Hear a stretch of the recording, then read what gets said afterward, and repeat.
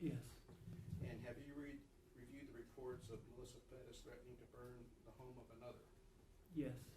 And based upon your review of those reports, does that solidify your opinion that the defendants could not have left Melissa Perez in Unit 3102 on June 23rd, 2023 without taking her into custody? Yeah, I would agree with that. Pass the witness.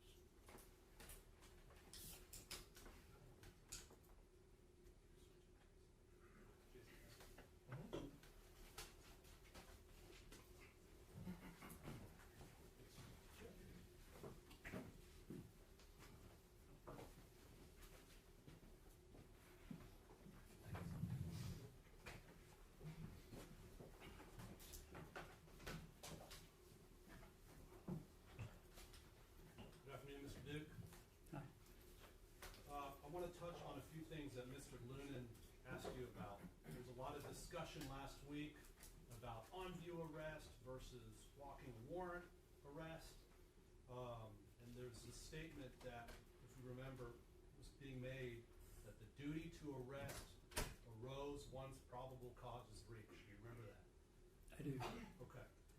And so, you'd agree there's a difference between someone committing or admitting to a felony in the presence of an officer or on view as being sufficient to support probable cause in that moment, right? I agree. As opposed to later on in an investigation developing a belief that someone has committed an offense. I agree. So, like when we saw with Melissa Perez when Officer Rojas got there, and we have that felony criminal mischief that she admitted to, right? Correct. Remember that? And the on-view probable cause evidence when she committed that felony assault on Jonathan Salinas, right? Right. And the on-view probable cause evidence when we see she's committing felony aggravated assault against Nathaniel Villalobos, right? Right. And also another example you'd agree is the on-view probable cause evidence we see when she committed the felony resisting arrest with a deadly weapon that night, right? Right. In fact, Mr. Lane correctly pointed out several times that, and tell me if you agree, that if a felony is committed in view of a peace officer, an arrest can happen in that moment without a warrant, right? I agree. So in this case, if we were to agree with Ronald Soto's opinion that there's clearly a murder committed here by these officers, despite only 2 bullet wounds, it was within the view of a dozen other officers, right? Well, yes, that's correct. All these officers who saw it firsthand, did you see any evidence that they even contemplated a murder had taken place? No. None of the dozen assisting detectives who helped gather statements as a matter of procedure, did you see any evidence that they believed a murder had occurred when they were taking those statements? No. Even after these 3 officers sitting behind me had admitted to all the conduct that night. Agreed. So that's on view.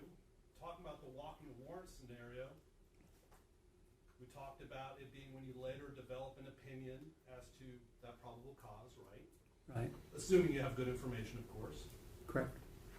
And then I think you testified, tell me if I got this wrong, that you take into consideration the sufficiency of that evidence, the flight risk of the offender, and the danger of that offender to the community. Correct. Okay. Mr. Looney kept saying when you have probable cause as though it's this triggering event in time.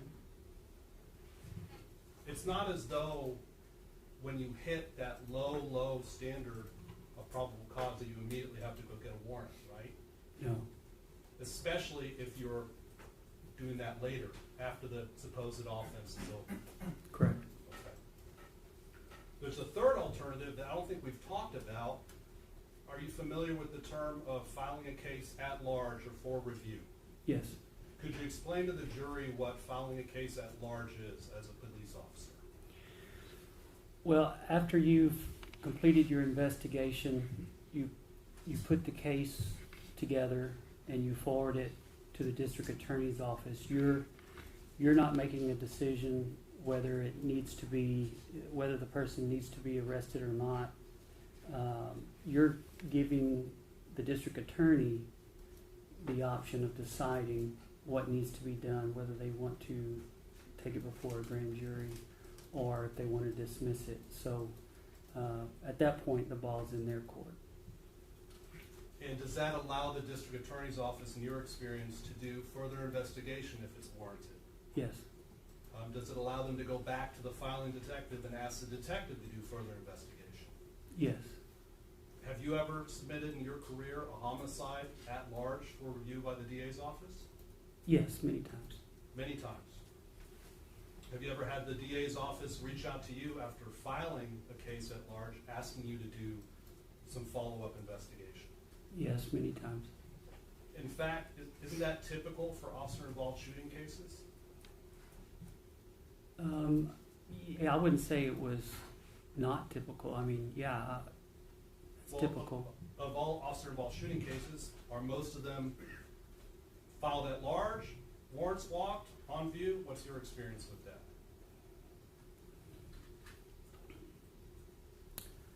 Well, I've never filed a case on an officer, or every instance that I've had an officer involved shooting, it was very clear that there was no wrongdoing.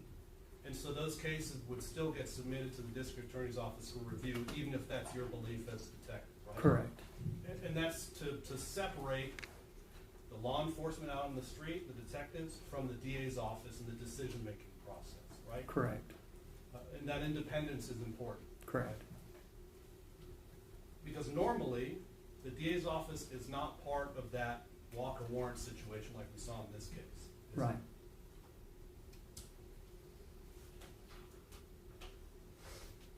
In cases where someone may have died, would you agree with me that it's all that much more important to be patient and deliberate in gathering and evaluating the evidence in your investigation?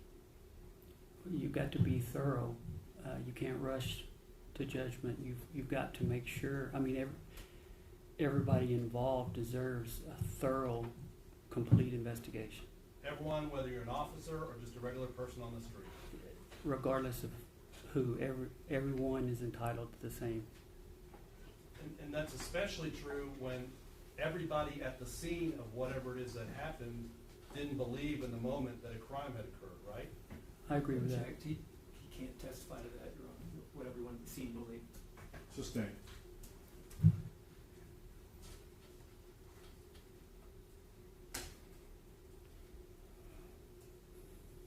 If these three men were suspected of a crime that morning and were being interrogated and not free to leave, what would a detective have to do to get their statement? Read Miranda's and read them the Miranda rights. Right. And did that happen in this case? No. I want to shift gears to another topic that Mr. Lunan touched on. Regardless of which of these three ways the case comes to where we are, whether someone's arrested at the time, a warrant's blocked, or a case is filed at large, would you agree with me that it's the district attorney's office that makes the decision on whether a case moves forward? I agree with that. And it's the prosecutors who decide actually what cases get presented to grand jury at all, right? Correct. And they decide what evidence gets presented, right? Yes. Both inculpating, evidence pointing to guilt, and exculpating, evidence pointing towards innocence, right? Correct. And in your experience, in your many years in law enforcement, would you agree with me that the district attorney's office, who hosts the grand jury and provides them with the coffee and donuts, they have a lot of influence over what a grand jury decides? I agree. And the standard at grand jury, is that the same probable cause standard as we have in an arrest warrant, or is it a higher standard? It's the same.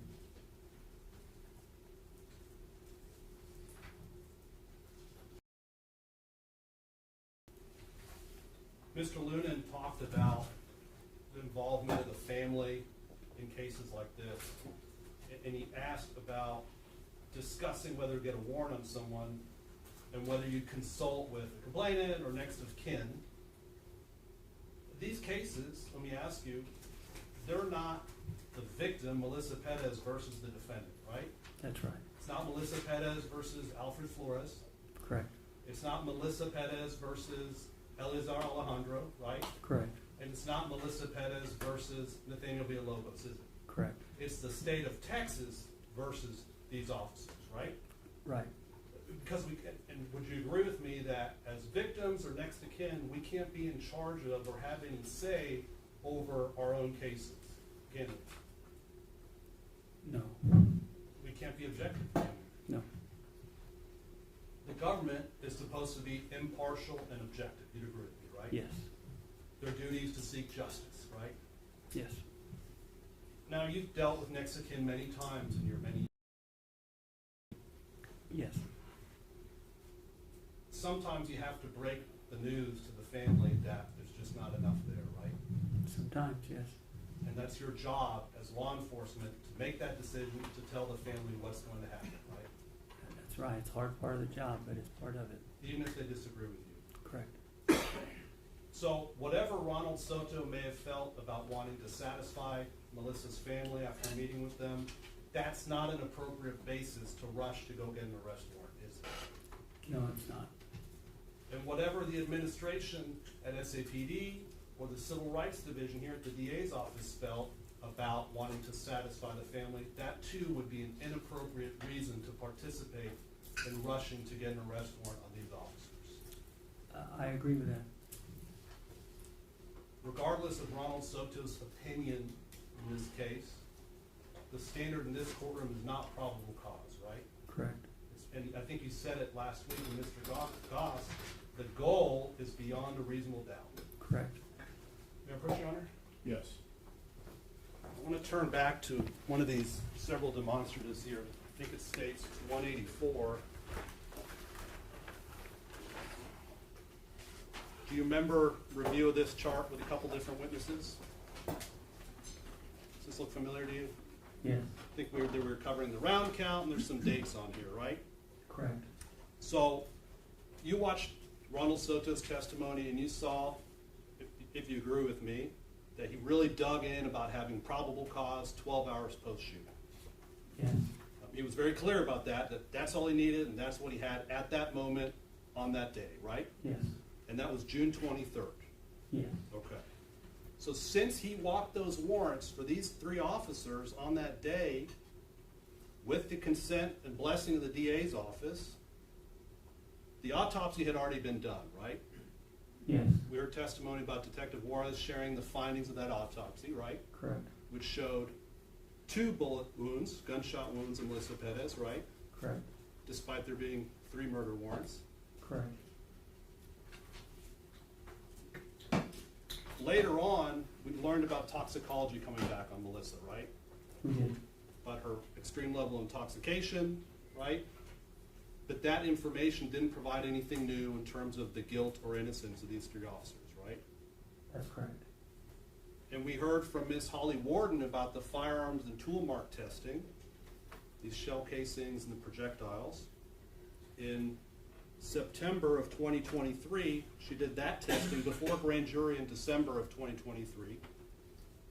That testing, that didn't reveal anything new about the guilt or innocence of these officers, did it? No. Because we knew who shot, right? Correct. They admitted as much, right? Right. It was documented on dozens of cameras, right? Right. And Ms. Warden actually testified that long after grand jury, in September of 2024, there was even more testing done. And I think she said that it was like pulling teeth to get Ronald Soto to go back and get more projectiles out of that apartment. That didn't tell us anything new, right? That's right. And the same occasion where he again failed to get a Leica scam, we didn't learn anything new since that first threshold of probable cause that Ronald Soto reached at the beginning. That's correct.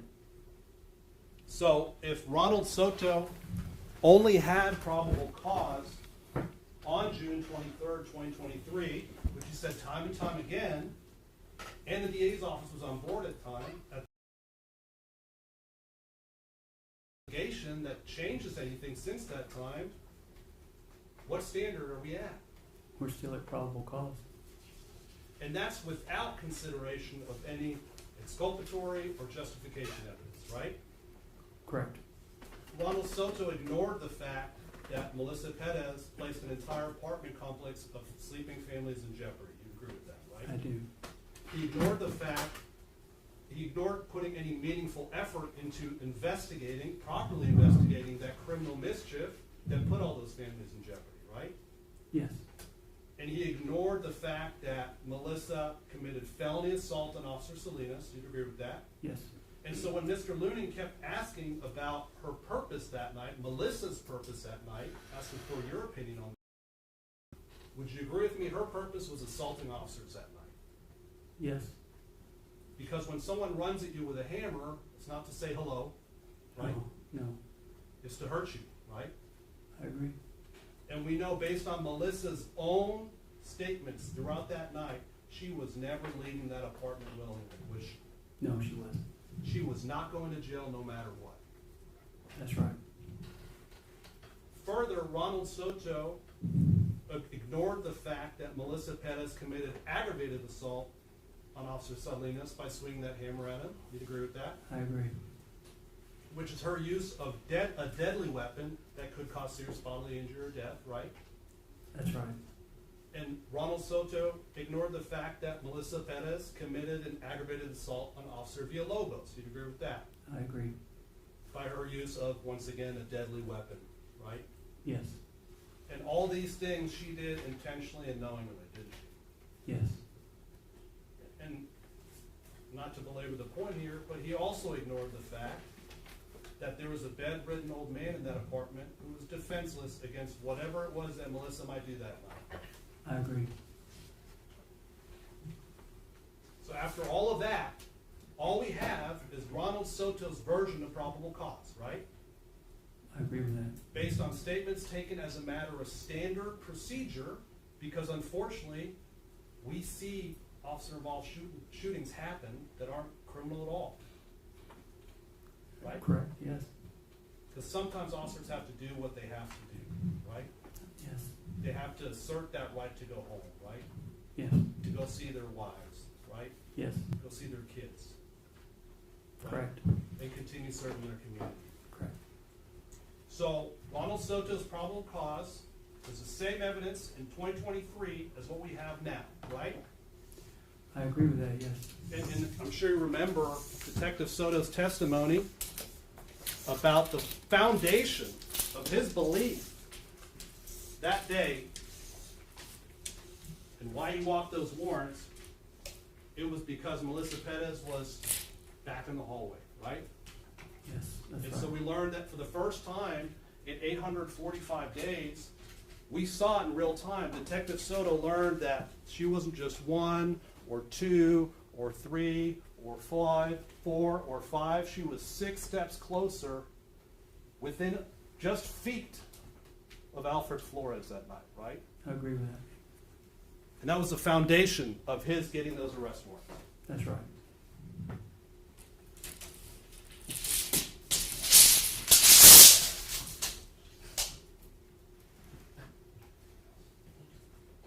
I think, Mr. Dukes, that's all I have, Your Honor.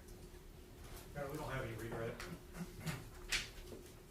All right, No question. all right, thank you. Thank you.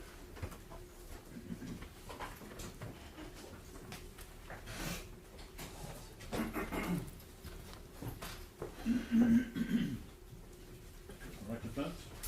The defense calls retired Detective Lisa Miller, please.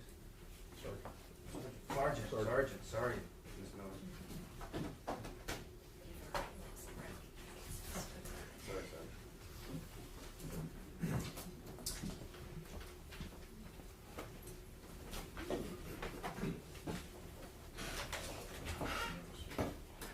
I'm gonna swear you out. Yes, sir.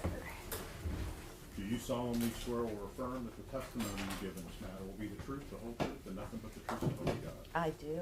You may need to adjust the microphone, make sure everybody can hear you. You could introduce yourself to the jury and spell your name for the court report, please. Good afternoon. My name is Lisa, Lisa Miller, Miller. Defense? Thank you, Judge. I'm sorry, Sergeant. Sorry about that. So now that you introduced yourself to the jury, what did you do as a profession before you retired? I was a police officer for San Antonio Police Department for 28 years. And just kind of give an overview, how did you serve in that role over those years? I had a fantastic career. I spent 11 years on patrol on the Deep West Side, and like Detective Duke, I was a field training officer. Spent the majority of that 11 years working the 2 to 10 shift in the afternoon and at night. And when I promoted to detective, I was assigned to SVU. I was there for 4 years. We handled crimes against children, family violence, and all felony sex crimes. While I was with SVU, I was appointed as an instructor out at the police academy, and I taught a couple of different courses because I was a state certified special investigator of family violence and sexual assault. After the 4 years in SVU, I moved to homicide, to the murder detail. I worked both cold case and active murders. And I continued working as an instructor for the academy. I created and taught a 40-hour course for all new detectives who were recently promoted to teach them how to do criminal investigations. The last year I was assigned to homicide, I was on loan to the U.S. Marshals as part of their Lone Star Fugitive Task Force. And then I was promoted to sergeant. I went back to patrol on the Deep West Side and spent a little over 5 years there before I retired. Yeah, that's a long career. And I want to break down, that's kind of the overview. I want to kind of break down some of those individually. So give us, we have to ask this question, you know, that sort. Some of your training and background, academy, some of the things you did to become a patrolwoman. To become a patrol... Yeah, just to become a police officer. Oh, in the academy. Yeah, the foundational education you get in the academy, it was 6 months long when I was there. I think it's now up to 7 or 8 months long. But you're taught traffic code, alcoholic beverage code, health and safety code, family code, penal code, the code of criminal procedures, the San Antonio Police Department's general manual. You're taught tactics. The physical aspect of the academy is unbelievable. If you guys ever get a chance to do the Civilian Police Academy, I don't even know if they're still doing that, but I would strongly suggest it if you want an eye-opening experience to what it's like to be in the police academy. And so then, at some point, you had your field training officer, you were on probation, and you went on patrol for those 11 years, correct? Yes. Okay. And then you think you stated to the jury that you promoted to detective? I did. And you used an acronym, SVU. I know what that means. Will you tell the jury what that means? It's a Special Victims Unit. And what did you investigate when you were a detective for the Special Victims Unit? I started out working because that unit is divided into 2 separate parts. It's divided into the sex crimes part and the family violence part. I worked in both of those sections, and both of those sections deal with family violence, crimes against children, and all felony sex crimes. On average, I know you don't have the stats in front of you. How many cases do you think you handled a month? Oh, that unit is understaffed and overworked. It was common, probably, for every felony investigator to be assigned at least 20 cases a month. Now, did you tell the jury that as serving in your time as a detective for the SVU unit, that you ended up teaching at the academy as well? I did. I taught 2 courses while I was in SVU. One was intermediate child abuse for patrolmen who were trying to upgrade their certifications, because there's 4 levels of certification as a peace officer. You start out basic, and then there's intermediate, and then there's advanced, and then there's master peace officer, and that's the certification I held when I retired. Intermediate child abuse is a mandatory course that they have to take so they can get upgraded in their certification.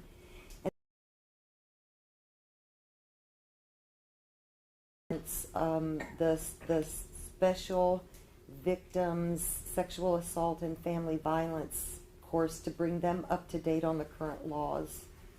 Now, you ended up writing the curriculum for some of these courses, correct? I wrote the curriculum for all of those courses, yes. Sorry about that. Now, at some point, you were transferred from SVU to homicide. Correct. And then how long were you in homicide? I know you mentioned it, but I want to break that down. How long were you in homicide? 7 years, but 6 years on the murder detail, and then 1 year with the U.S. Marshals Service. So is it fair to say that that 8th year or that last year with U.S. Marshals, you weren't doing as many homicide investigations at that time? That's correct. But tell me tell the jury, not me, tell the jury kind of your duties as a homicide investigator. So when you're on the murder detail, you're not just investigating murders. You're also investigating suspicious deaths, accidental deaths, except for vehicle crimes. If it's a DWI assault or DWI manslaughter, we have a special traffic unit that does the traffic investigations. The murder detail doesn't deal with the aggravated assaults or the simple assaults. There's two murder teams, and that way we cover all 7 days of the week. So you could get 3 or 4 or 5 calls a month that are not murders, but you still have to go out and investigate them. Now, I believe that at that point, did you end up again serving SAPD by teaching or writing curriculum for homicide detectives? Not just homicide detectives, but for all newly promoted detectives. So what was that curriculum? What did it look like specifically for the homicide? Well, let's do one thing at a time. Let's do the new detectives first. Okay. So what is a criminal investigation, just in general? Because whether you are an investigator for SVU, or if there's an investigator for property crimes or for homicides, there needs to be a framework of what a criminal investigation is. Can you please explain that to the jury? So a criminal investigation is a legal search for people, witnesses, or things, evidence that can be used to help you recreate an incident that may be criminal and the mental state that accompanies that criminal activity. It is a patient and thorough and thoughtful exercise working backward in time from the known to the unknown, and the goal of it is to find the truth. The thing that's frustrating about that is because finding that truth depends on what your witnesses are willing to tell you and what the evidence can show you. So I guess I'm assuming, well, I know, but for their sake, most homicide investigations, it's hard to find witnesses. Is that a fair statement? You would be surprised, but people lie to the police from time to time. So it makes investigating homicides very difficult. And at some point, we're going to bring your attention to this investigation by Detective Soto, because that's not what we had here. We had a lot of witnesses and people willing to talk. Is that a fair statement overall? Yes. Okay. So that's a general now. So as a homicide investigator, you did that for 7 years. How many homicides over those 7 years do you think you investigated? If I had to guess, I'd say somewhere around 80. Roughly? Give or take? Give or take. Okay. And you mentioned cold cases. Is that the time that you investigated cold case murders as well? No, I don't even count that. Okay. At what point did you get into that type of investigation? That was the few months right before I went over to the Marshal Service. And what is, just so we don't leave this hanging for the jury, what is considered a cold case?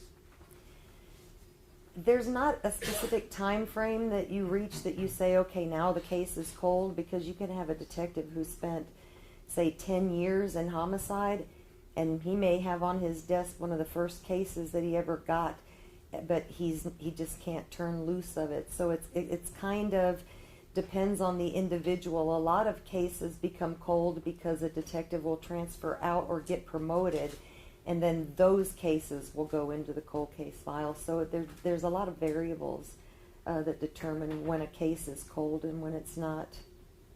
And did you have occasion in your career to solve cold cases? I did. So now I want to bring your attention to you being a sergeant. After you served not only our community but SAPD as a homicide detective, at some point I think you told the jury that you promoted? I did. What entails promotion? Does you get chosen? Is it just merit system, or did you have to take an exam? For both the rank and of detective and sergeant, it's based solely on your test score when you take the promotional exam. So now I want to bring your attention now to this investigation. Did you have an opportunity to review this investigation that we heard? The investigation involving Sergeant Flores, Officer Alejandro, and Officer Villalobos? I did. How many, roughly, I know you're not doing billable hours, and we'll talk about your compensation or not, but how many hours roughly do you think you have spent reviewing this case? Hundreds of hours. Hundreds meaning more than 100? Yes. 200 more? Okay. Now let's talk about, have you been compensated for this? I've been compensated for the work I have done up until this year. So there's been a period of time where you haven't gotten any compensation? Correct. Who has compensated you? Combined Law Enforcement of Texas, the statewide police union, is paying my salary. Did you charge your normal rates for this? No, I did not. Are you keeping track of every hour or minute that you're spending on this case? No, I am not. Have you been sitting in this courtroom all 3 weeks of this trial? Yes, I have. And that is normal for an expert to do before they testify? Objection to leading, Judge. I'll suspend. Do you know if that's normal? Yes, it is normal.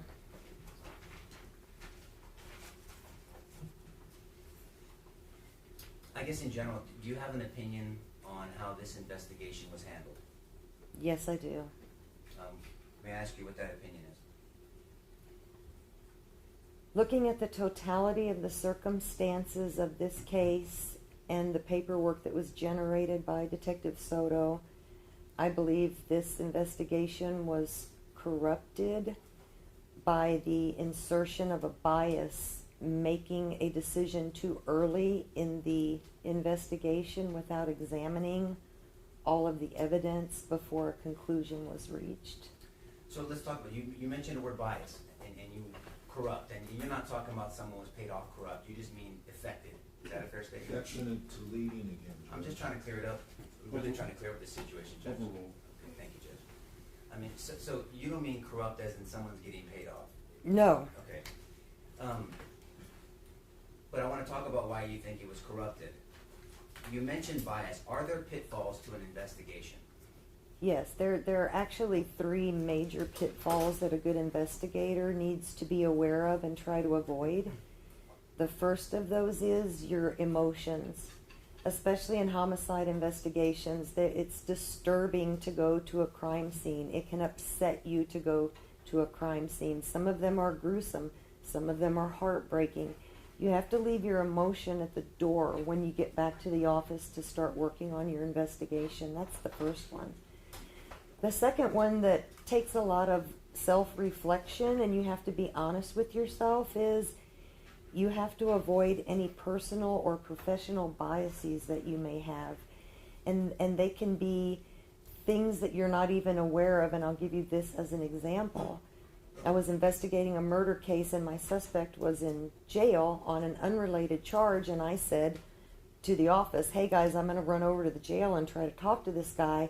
And everybody started laughing, and they said, that's a hardcore gangbanger. Why are you going to waste your time going over there and talking to him? He's not going to tell you anything. Well, that's a professional bias. If you've already decided who this guy is, none of you know him, but you've already made a decision about him, that's a professional bias, and you have to be aware of those. The third thing, and this is what Sherlock Holmes describes as the bane of investigations, is to, instead of forming a theory or a hypothesis about what possibly happened and working until you're left with what probably happened, you jump to a conclusion before you have gathered and analyzed all of your evidence. That is probably the worst mistake an investigator can make, and I believe it's the one that Detective Soto made in this case. So what's the overall objective? I mean, if you could boil it down, what's the objective of a detective when they're investigating a murder scene? A murder allegation or some type of murder allegation or scene where they think it's a murder scene, you're trying to get to the bottom of that. What's your overall objective? It's to find the truth.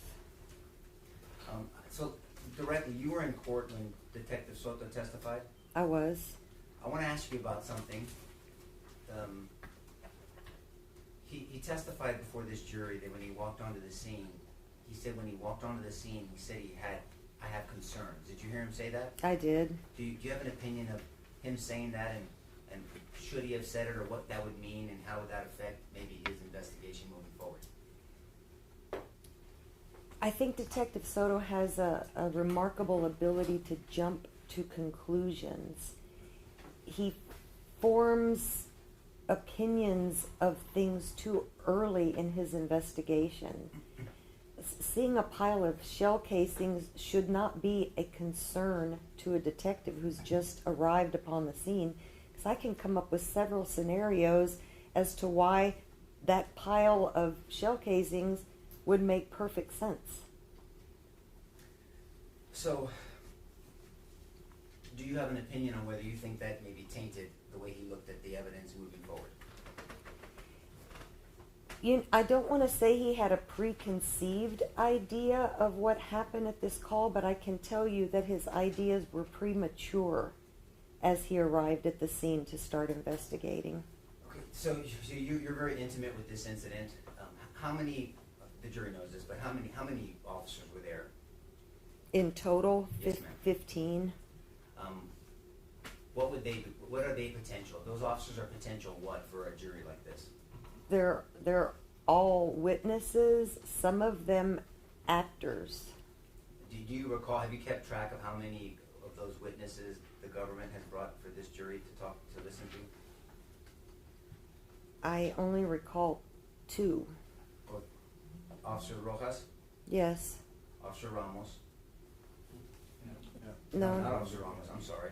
Maybe I wanted to hear from him. Officer Chernak? Yes. And then Salinas? Oh, yes. Those 3, okay. Yeah, 3.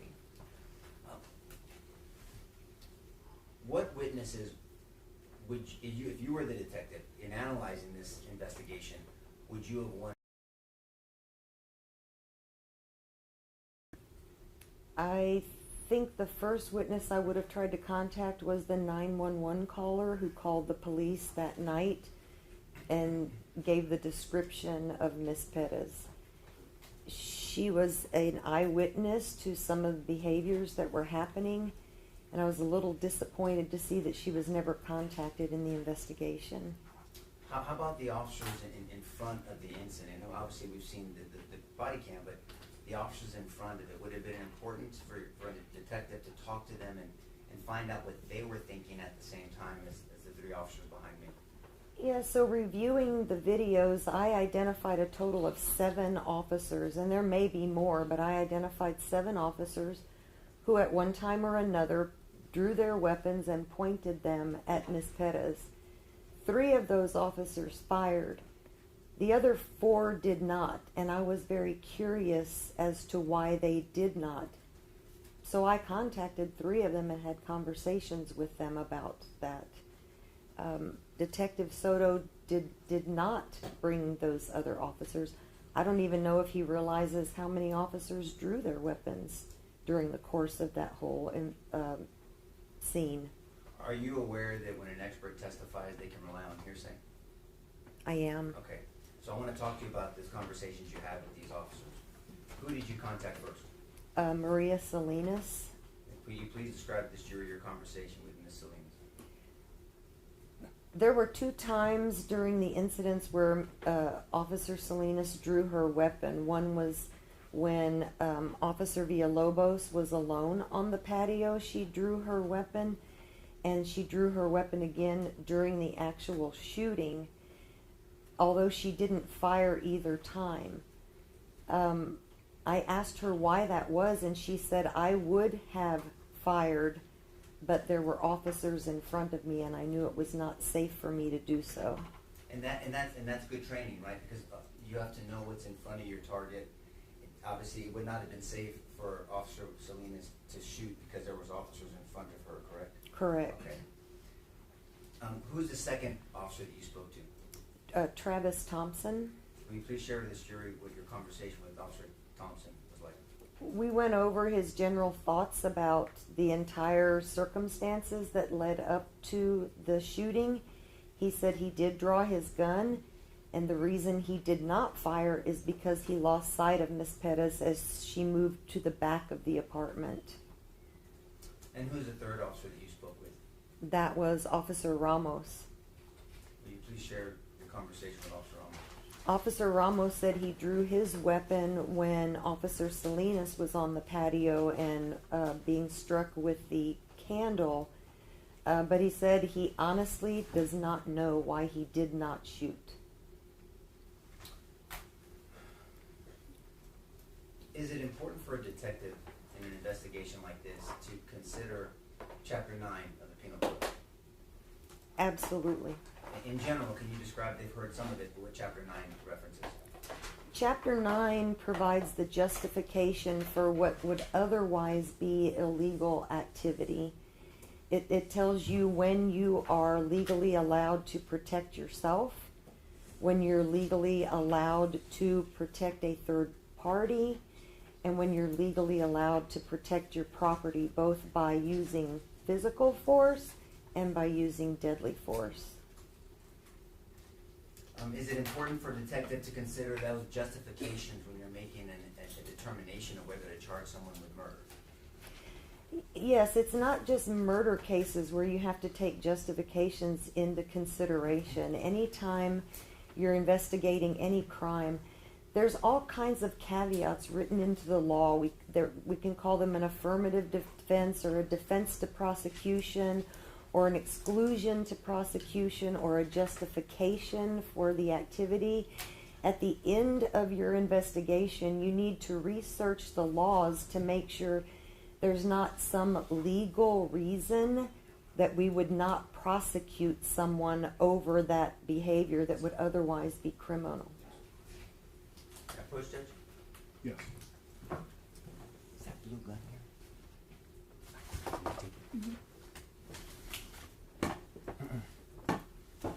Are you aware that this is a fake gun? It's a training gun, correct? Yes. You can tell. I mean, you can tell that the slide does not move, the barrel is not real, and the trigger does not move, correct? Sergeant? Yes. Okay. I won't point it at you. I'm going to point it to your right, in between you and Mr. Hernandez, and above our court reporter. Let me do this. I'm sorry. Just have it. If I point the weapon at somebody, what would that normally be? It would either be aggravated assault or deadly conduct. Ag assault with a deadly weapon specifically. Yes. That would be a second-degree felony. Yes. And so that is illegal behavior if there's not a justification for me to point this weapon at somebody. Is that a fair statement? That's correct.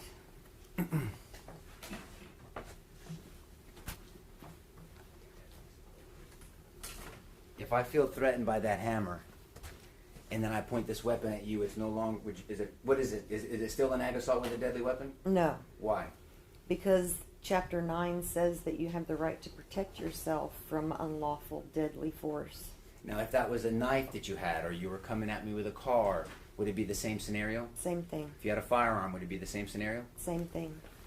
So as you stated, better than I did, Chapter 9 are justifications for other activity that would normally be illegal, but then it's justified, not an excuse, it's justified because of the specific circumstances. Correct. And does Chapter 9, how does Chapter 9 guide us and instruct us on whose eyes we should be looking through? Chapter 9 specifically tells you that it is the eyes of the beholder, the person who is involved in the use of force. Not what some bystander believes, but what the person who's actually using the force believes. May I approach again, Judge? Yes. So in our scenario, I won't give you the hammer again. If I'm going to stand here near the jury. So what Chapter 9 says is for us to hand the glasses of the actor to the jury or to the evaluator, for them to look at the situation through my eyes holding the weapon. Correct. Is that a fair statement? Yes. And should those same glasses, Chapter 9, we'll call them Chapter 9 glasses, should those Chapter 9 glasses be handed to Officer Villalobos, Officer Alejandro, and Sergeant Flores? Yes. Under this circumstance? Yes. This analysis. Before we move forward, I want to go back to Maria Salinas, because there was some back and forth that you heard about what she said in her statement, whether she could testify, and what she saw on the first swing. You remember that? Yes. Judge, may I approach again, Judge? Yes. So before the three officers behind us discharged their weapon at the same time, did you see Officer Villalobos try to reach into the apartment? Yes. What was he trying to do? To unlock the patio door. Do you have an opinion on whether that was part of a bigger plan to apprehend Ms. Perez? I don't know if it was part of the plan at the time, but I know he was trying to create a way to get into the apartment. And you recall that ordeal where Melissa Perez came at him with a hammer and he had to move back. Yes. Did officers draw their weapon during that engagement or that exchange? Yes. Do you remember which officers drew their weapons? I only remember Maria drawing hers. I think there were a couple of tasers, but I don't remember who had them. May I return the hammer, Judge? Yes. When you talked to Maria Salinas, did she talk to you about how close? Because we saw the video and there was some back and forth on whether she was saying, "Hey, dude, she was that close to you," and then you remember the government making a big deal about, "Well, we can't see it from the body cam." Right. Did she? Objection is the hearsay, Judge. I was talking about what they said, Judge. It was in court. All right, let me hear the question. Did Maria Salinas tell you during that engage how close that first movement towards Officer Villalobos was before the shooting? She didn't. Objection, hearsay. She's an expert, Judge. She's been testifying in Maria Salinas' conversation with her for minutes now. Now he's objecting? Overruled. Continue, sir. I didn't speak to her specifically about how close the hammer came to Officer Villalobos, but she did mention that she came close to pulling the trigger at that time. Objection is to strike and is not responsive to the question. I'll sustain. Okay, so Sergeant, did you have a conversation on whether she got close to discharging her weapon during the first attack from Ms. Perez? Yes. Objection, relevance. It's relevant, Judge. It goes to their behavior that night and what threat they were facing, and this is the first threat. It's, again, how close Maria Salinas came is not relevant. Overruled. Continue, sir. I'm sorry, what was the question? But did she talk to you about how close she came to discharging her weapon from that first engagement from Ms. Perez? Yes, that was her comment to me, is I came close to pulling the trigger when she first attacked V. And V is who? Officer Villalobos. Got it. So, I want to direct your attention now to the timeline of this investigation.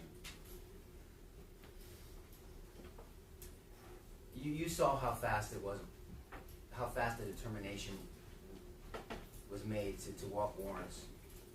You've seen that during this trial? Yes. And that I mean, we're going to debate whether it was, the decision was made in 8 hours and then they walked the warrant in 14, but let's just give 16 hours.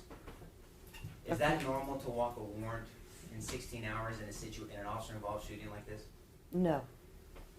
Can you, from your experience, can you tell us what the normal timeline of an investigation on an officer-involved shooting would be and take, and how it would go through the process?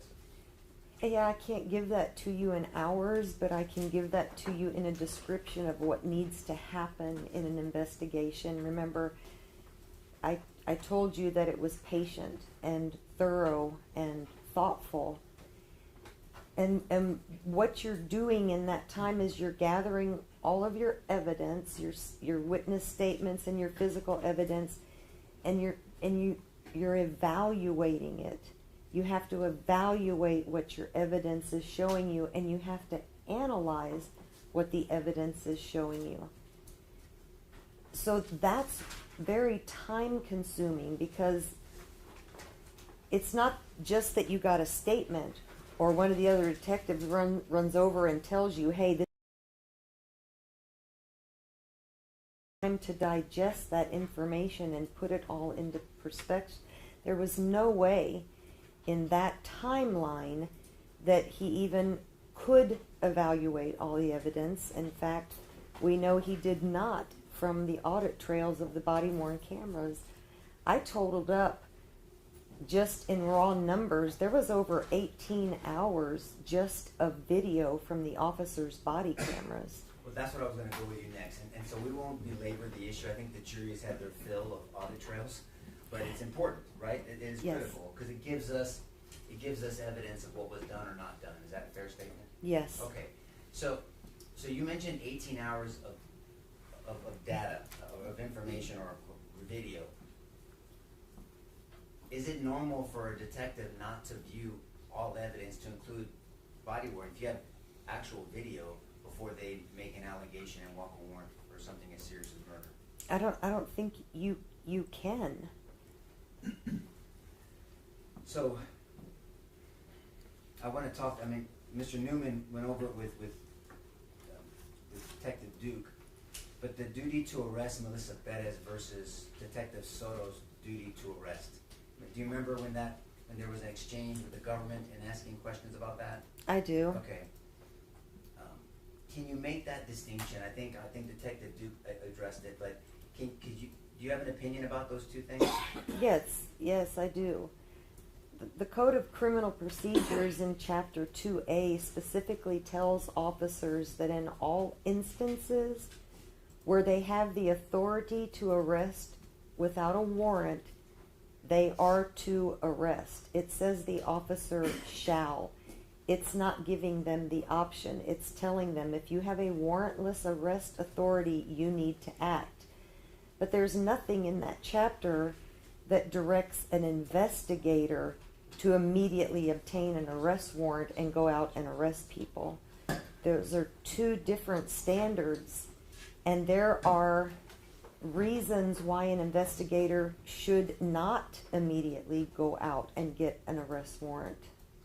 Now, when it comes to the situation where Melissa Perez had committed those multiple felonies, to include aggravated assault against public servants, right? Yes. And having that older gentleman there that was obviously bedridden. Yes. Was there any scenario where any officer, under their training and through your experience, would have left Melissa Perez at the apartment at that moment? No, I don't believe so. In speaking with some of the other officers, I would ask them this question: would you leave an infant with Miss Perez?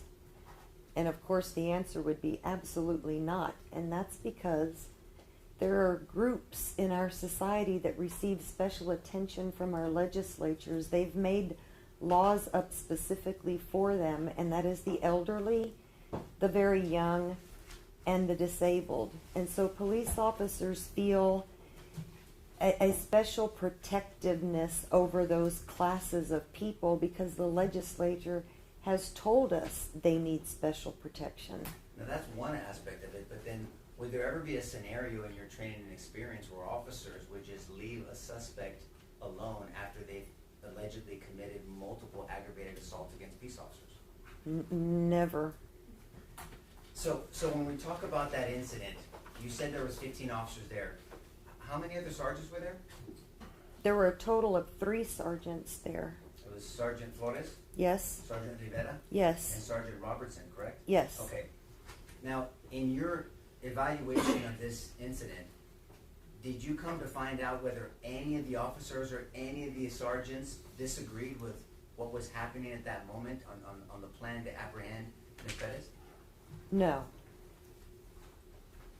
Did you feel in your investigation that Sergeant Flores, Officer Alejandro, or Officer Villalobos were acting rogue and against the orders of some higher authority? No.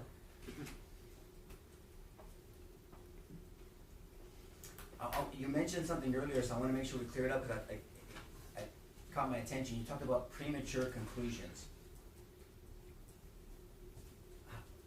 We heard this, but what number of officer-involved shooting investigations was this for Detective Soto? This was his first one. We heard about the rotation. In your experience, should he have investigated this being his first officer-involved shooting? No, not just because he didn't have the experience, but he also did not. He didn't have any training in specifically in homicide investigations. So it would have been wise for his supervisors to assign this case particularly to a seasoned detective and have Detective Soto shadow that detective who was actually conducting the investigation. In the course of your reviewing this incident and this investigation, did you come to find out of a meeting with Captain Van Geffen? Yes, Captain Van Geffen wrote a report about that meeting. Did you review that report? It was only a couple of lines, yes. Did you come to find out whether Captain Van Geffen met with certain people about this incident? Yes. Who did Captain Van Geffen meet with? His report stated that he met with Mr. Harris Do you know when that happened? the day of the shooting later in the afternoon. So the day of the shooting later in the afternoon, within that 16 hours, right? Yes, sir. Captain Van Geffen met with Mr. Darrell Harris sitting at the government's table here. That's what his report reflected, yes. Did the report reflect what they talked about? The report said they discussed the case and the decision was made to arrest. Okay, I want to talk about that. So what you're telling this jury, based off Captain Van Geffen's report, that Captain Van Geffen met with this gentleman to my left, Darrell Harris, and the discussion in that meeting was made to make the arrest. That's what the report reflected. So is it fair to say that Mr. Harris was involved in that decision to make this arrest? I can't reach that conclusion, but it conflicts with Detective Soto saying he made the decision to arrest. So we heard Detective Soto tell this jury that he made the decision to make this arrest, correct? Yes. And so there's once again some inconsistencies. Yes. Can you make any conclusions from that, or do you have an opinion about that? I still don't know who made the final decision to arrest these officers. Did we hear from Captain Van Geffen during this trial from the government's case in chief? No, sir. Do you know why? No, sir.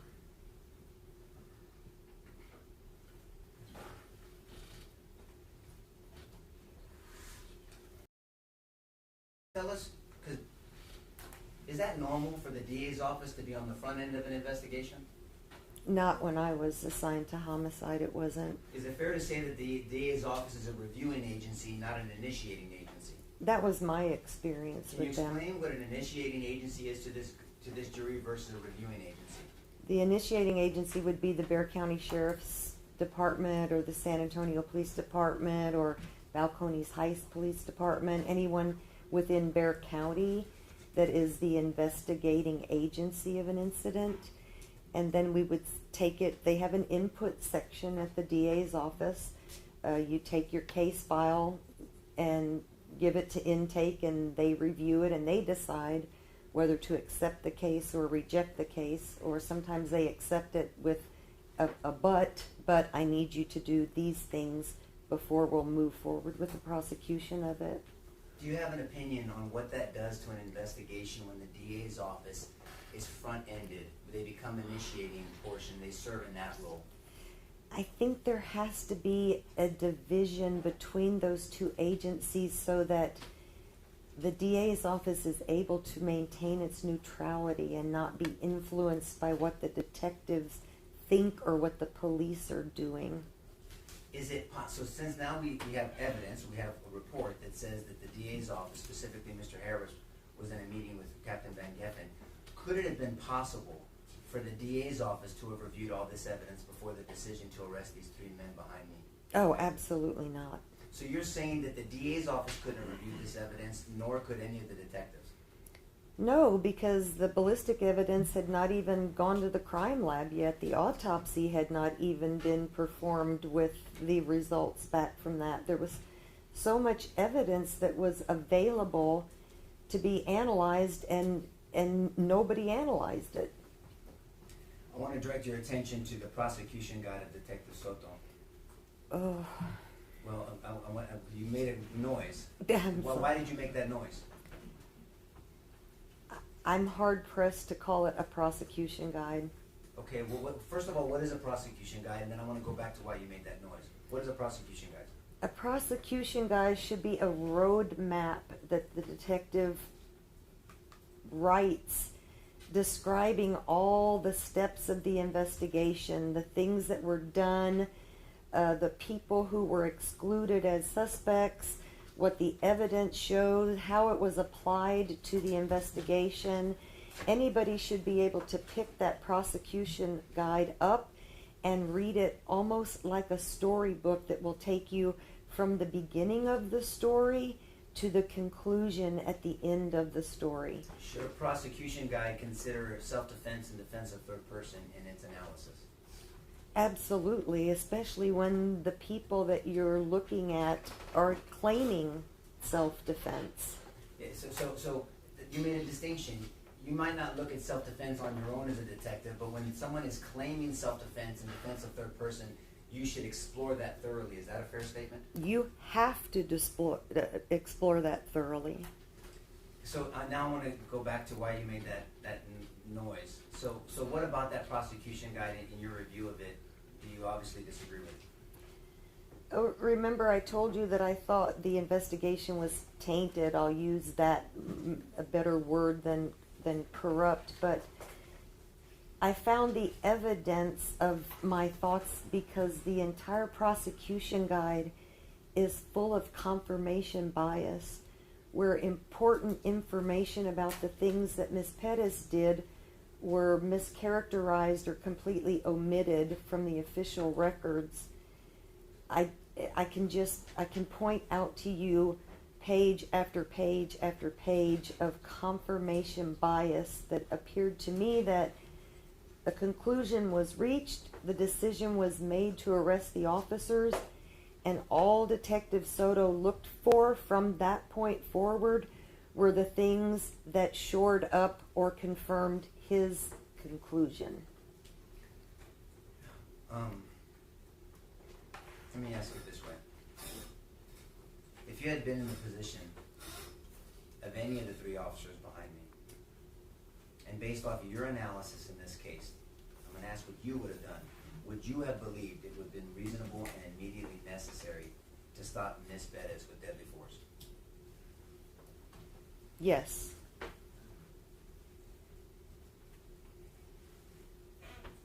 Pass the witness, Jim. I'm wondering if we might. That's I was wondering noon. if we might take a break.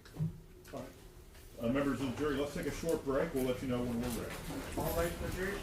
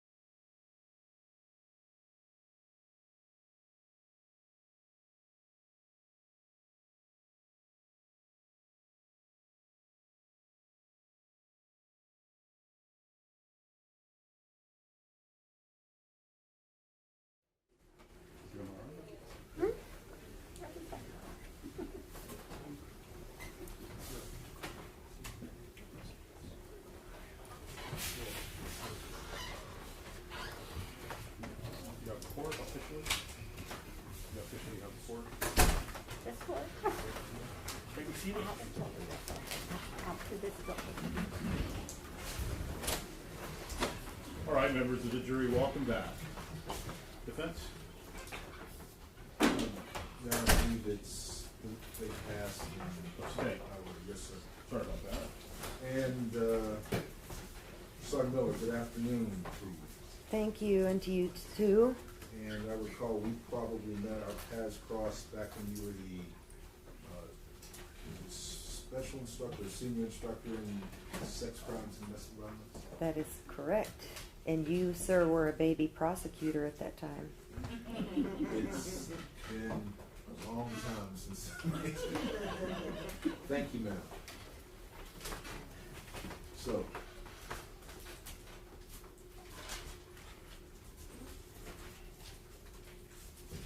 I'd like to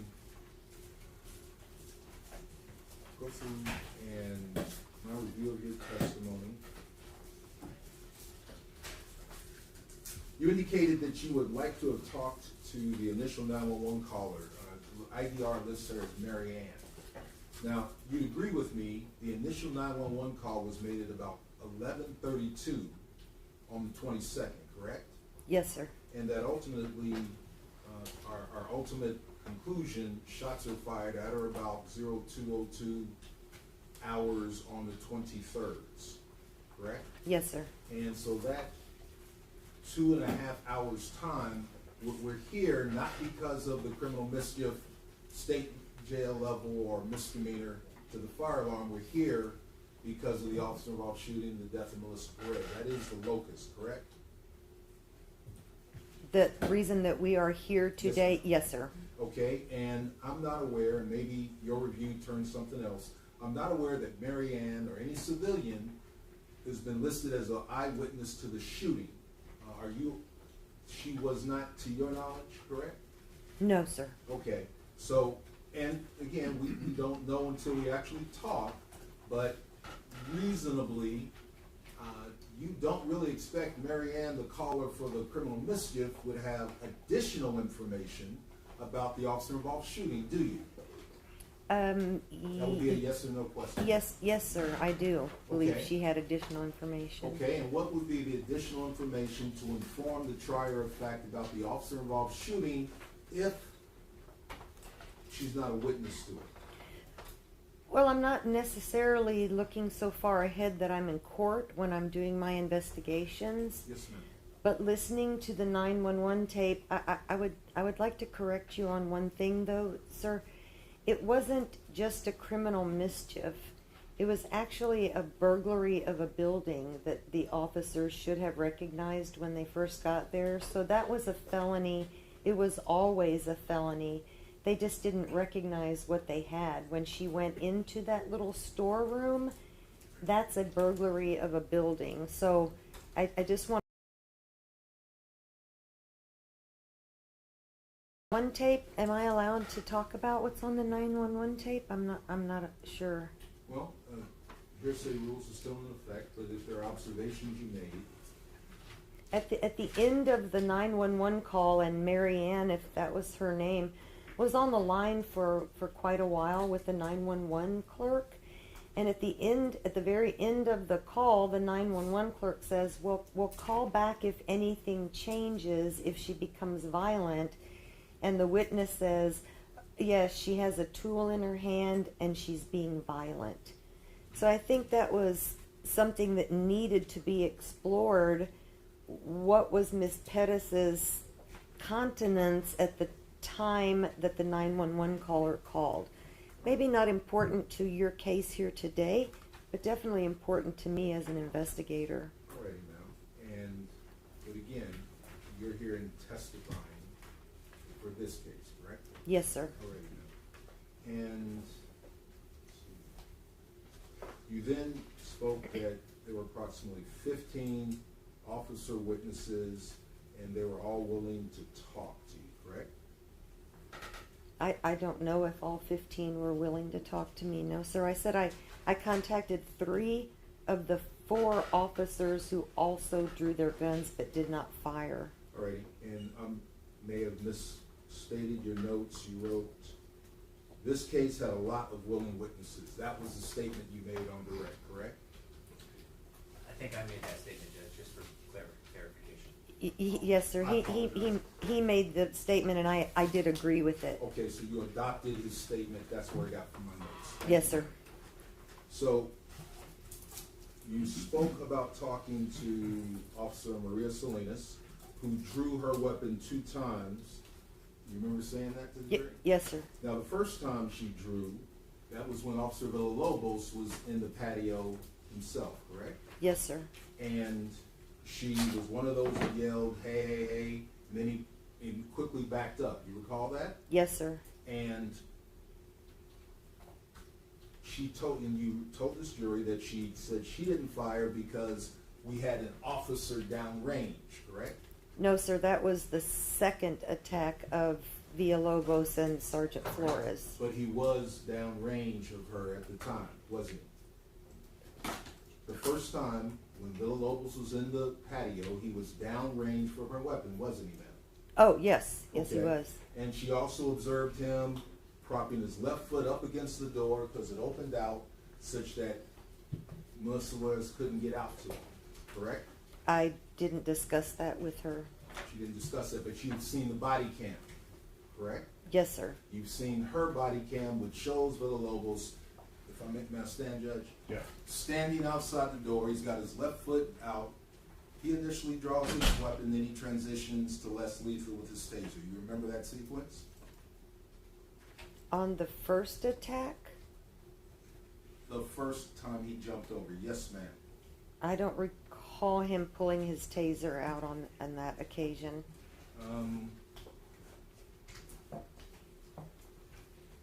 I mean, it may have happened. I don't recall that. Okay, let's, as they say, go to the tape.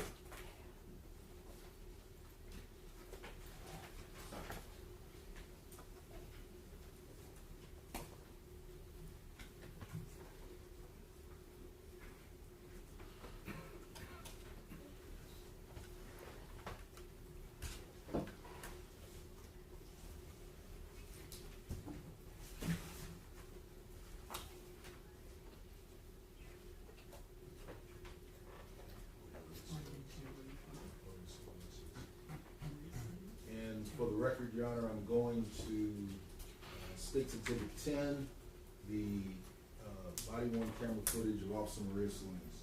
Okay.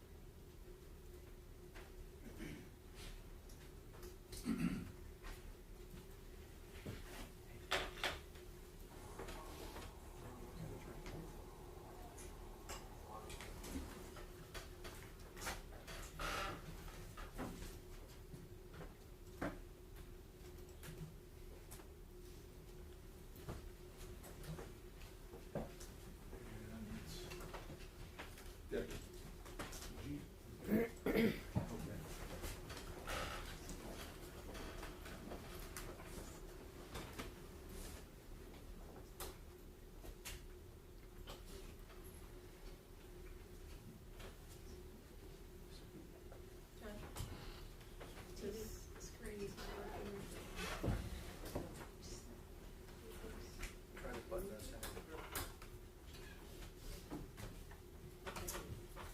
Got it? If you're asking me to go there, you're asking the wrong person.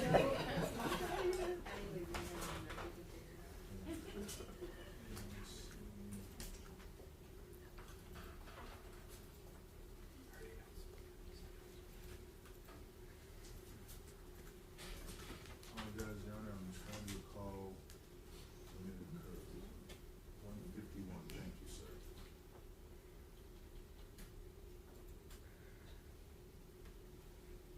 We are proceeding at approximately 01:50:29. No, I'm Sergeant Flores, Sergeant of Police. Are you last time? Are you anything for? What's going around? Okay, hold on. They're getting the maintenance done. No,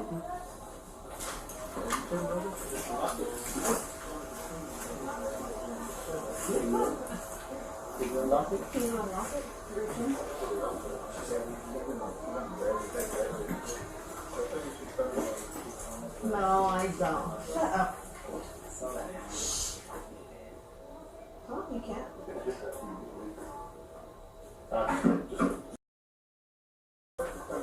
She's coming. Hey, watch out. Hey, hey! You're harassing and trespassing! Yeah, she almost hit you, dude. You're trespassing! Just get back. You're trespassing! Okay, and so I apologize, I misstated, it's not his left foot, he's actually has his right foot bracing the door, and he moves from lethal to his taser less lethal, correct? This is his right hand? I never saw him draw his weapon, so he went to less lethal, while Officer Salinas had lethal. Okay, maybe my memory is faulty. I'll play it back at slow speed.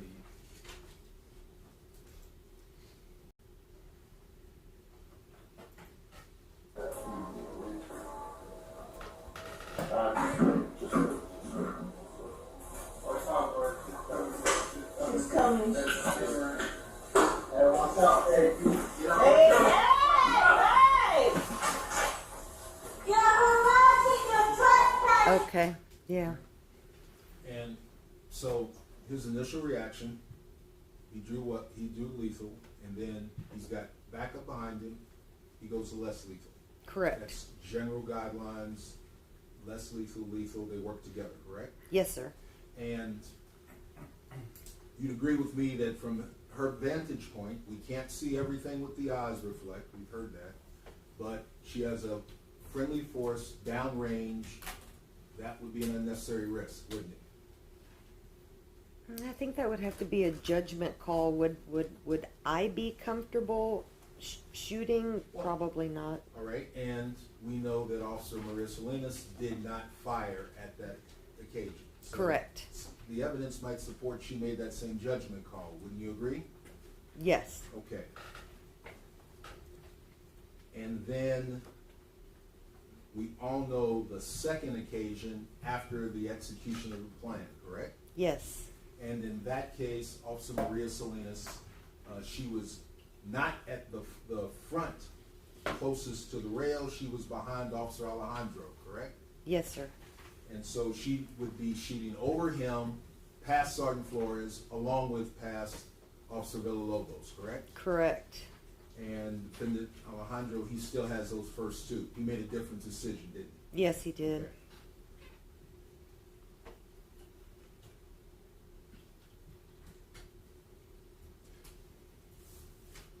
You then said that you talked with Officer Thompson, who drew his weapon, but he lost sight. He didn't fire because he lost sight of Melissa Perez, correct? Yes, sir. Now, and then Officer Ramos, you said you spoke to him, and he admitted to drawing his weapon, but he also didn't fire. He couldn't tell you why. Correct. Now, do you remember how Officer Ramos was positioned? Wasn't Officer Salinas downrange from him when he stood outside the rail? Yes. Yes, sir. Okay. And I recall that even though Officer Jonathan Salinas first drew his service weapon, he downgraded it to less than lethal after he was hit by the glass. Do you recall that? Yes, sir. That would indicate that he didn't believe throwing the glass. It is a crime, assault on a public servant, but he didn't consider the glass being thrown as deadly force by his own actions. You'd agree with that, correct? Yes, sir.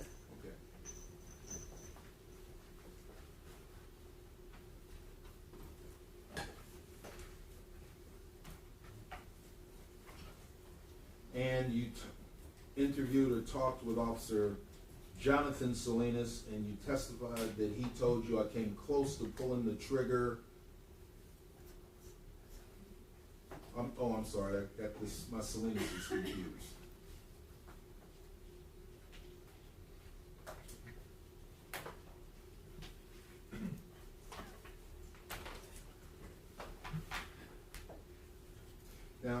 further testified to a jury that the Code of Criminal Procedure, Chapter 2, compels officers to say that they shall arrest. You recall saying that to this jury? If they have a warrantless arrest authority, yes, sir. Yes, ma'am. But in all practicality, while that's the black letter law statute, officers executing those arrests, don't they? You mean whether to or No, not ma'am. to My arrest? question was how they arrest. That discretion always belongs to the officers on the ground, doesn't it? I can't say I totally agree with that, because I may have a plan of how I want to facilitate an arrest, Yes, ma'am. but if my suspect is not cooperating, then my plan's not going to work. Yes, ma'am. But again, your adaptation to what the suspect does, that's still within officer discretion, isn't it? Bureaucrats that write the laws aren't out on the ground, are they? No, they're not. In fact, it always rests with the officers on the ground, doesn't I can't say I agree with that totally, because it... Well, what situation would you want to have bureaucrats or anyone else that impel an order, but the officers on the ground don't have the final authority? When should they just drive on regardless of what they see in front of them?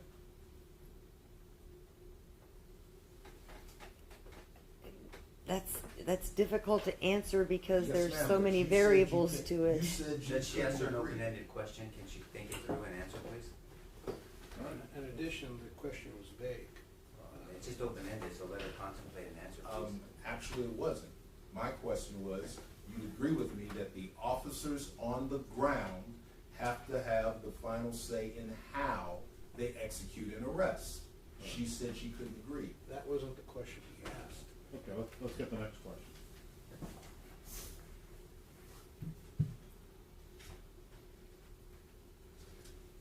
You testified that you would not leave an infant alone with Melissa Perez, correct? Yes, sir. And I'm thinking counsel asked you that, talking about the older gentleman, Mr. Santos de la Rosa, who was in that first bedroom to the left of this balcony. You recall that? Yes, sir. If there was concern about the welfare of Mr. de la Rosa because of Mr. Perez's behavior, which the officers had been observing, with 15 officers on the scene, it would be prudent to probably have somebody keep an eye on him and ensure Ms. Perez is not a threat to him. You'd agree with that, wouldn't you? Or keep an eye on Miss Perez so they could see that she was not a threat to him. Okay. And so you're saying that an officer should be designated if she moved into the room, they'd go forward and follow her? Is that the plan? I don't think there was a plan to do that because... Thank you, ma'am. I agree with you. There was no Didn't plan. let me finish talking, but okay.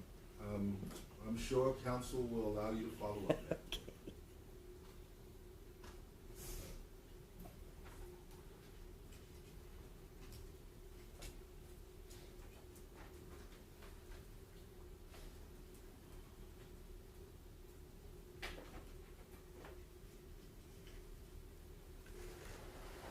You testified that you should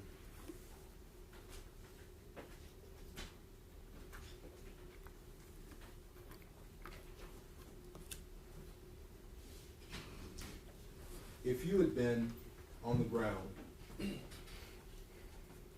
the early morning of 2 a.m., June 23rd, and you were supervising the apprehension for Melissa Perez, what would you have done to arrest her and take her into custody without it resulting in her death? At what stage are we talking about? Well, Okay, well, let's talk about this. You saw the opening argument for Mr. Nesbitt and Defendant Flores, correct? Yes, sir. And he talked about, after that demonstration of how he used the word Melissa Perez compressed the distance between the officers in the patio and her inside the room. You remember that statement? Yes, sir. And in your experience, when did you retire, ma'am? In 2020? Okay. And so you were always in compliance with TCLO requirements when you were serving, correct? Oh, yes. Okay. And you then familiar with the concept of distance plus cover equals time in a tactical scenario, correct? Yes, sir. Space between you and I and the time that it takes either one of us to close that distance, that provides extra time to plan, adapt, and react, doesn't it? That's correct. And it was, again, stressed that Melissa Perez from inside her home was compressing the time for the plan that Sergeant Flores carried out, correct? Yes, sir. But didn't he also close the distance when he sent Villalobos back into that patio? Don't the two work together? He was actually eating into his own decision cycle, wasn't he? It's a yes or no question now. I don't know how you can make an arrest without making an arrest and closing in on someone, or so I really don't, I don't understand the question. Well, before Sergeant Flores said go, and Officer Villalobos climbed up on the rail, the hammer was down on the couch, wasn't it, ma'am? Yes, yes it was. And so you had time, you had the distance, at least 6 feet from the wall to the railing, and whatever distance she was back into the room, be it the other side of the TV to the center of the hall. That's distance, and you had time, correct? Yes. And the only thing that compelled Sergeant Flores to send Officer Villalobos to close the space is he just decided to do it at 2:02 and some seconds, isn't it, ma'am? Yes. Could have happened at 2:10, couldn't it? Possibly. Could have happened at 2:30 or 3:30, couldn't it? Yes. They could have kept engaging with Melissa Perez, and she might have, since there's evidence about her alcoholism, she might have succumbed, passed out. Again, that was a choice with Sergeant Flores as to when to execute, didn't it? Yes. Wasn't it? And from what we've already seen, because until Officer Villalobos jumped that rail, she was content to stay behind that television, wasn't she? I don't know about that. Well, let's go back to the beginning of States 10, and you tell me where she is. If she was content, I can't tell you that she was Okay. content. I'll I'm rephrase. going to object to this line of questioning because it's not relevant, and the reason it's not relevant under Rule of Evidence 401, 402, and 403 is that counsel is mistakenly believing that tactical choices results in causation. And we know that under Section 6.04 of the Texas Penal Code that you have to prove that a cause is sufficient in and of itself is sufficient to cause the result. Nothing that the officers did cause Melissa Perez to charge at them with the hammer, a deadly weapon. And, Your Honor, the evidence has already been in before the jury. My question is following up this line with the witness, her familiarity with time and space, and what the defense has already brought out about how Melissa Perez compressed the distance. I'm simply pointing out how the defendants also forced the pace and closed the distance. And, Your Honor, it also ignores the fact that under 38.03B2 of the Texas Penal Code, a person is not there's a lack of causation. The police can use any tactics necessary to make an arrest, and that does not mean that they caused the suspect to engage in deadly conduct. This is not logical. It doesn't fit under Rules of Evidence 401, 402, 403. We'd ask you to do the analysis. It causes needless confusion and repetition. It misstates the law. It misstates the law because that's not what 6.04 requires or 38.03 permits. And this is a backdoor way to invade rulings that the court has already made on these issues. And as counsel is well aware, what goes into the totality of the circumstances, I'm simply pointing out what the jury sees, knows, what this witness has started to testify to. The totality of the circumstances focuses on. May I severity finish of my the- response, please? Well, I thought you were. All right, Go ahead. Let's go ahead. Go ahead, Darrell. In the same spirit of my line of questioning, Judge, I'd like to continue questioning the witness about the answer she gave.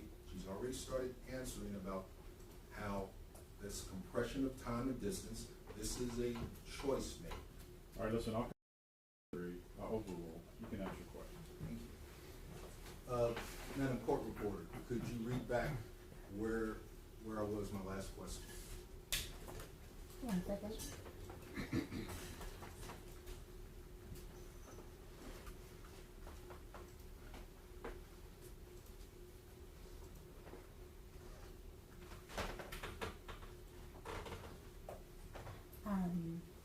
Question, well, let's go back to the beginning of States 10 and you tell me, answer if she was, question where she is, answer if she was content. I can't tell you that she was content. Question, okay, I'll rephrase. Mr. Cifuentes, I'm going to object.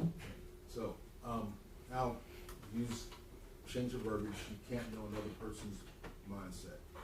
But my question was,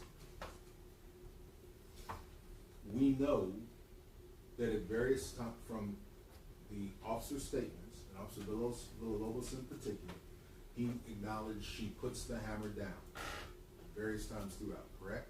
Yes, sir.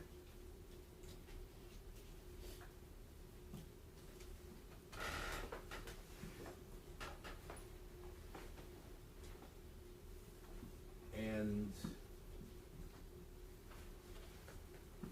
specifically, and I'll move on, we'll move to approximately 157 in States 10.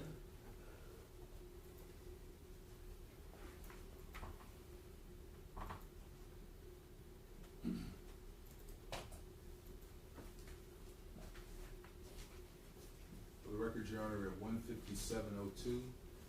Okay? Now, but listen. I want to listen.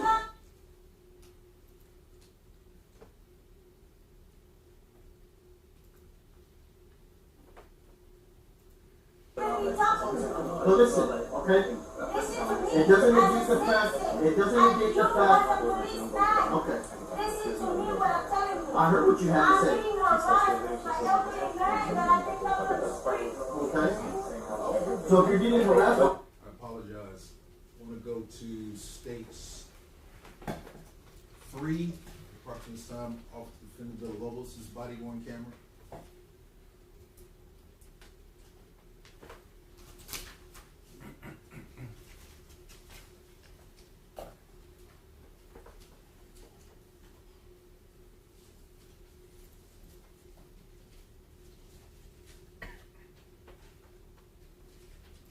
Yeah, brother, what at gunpoint?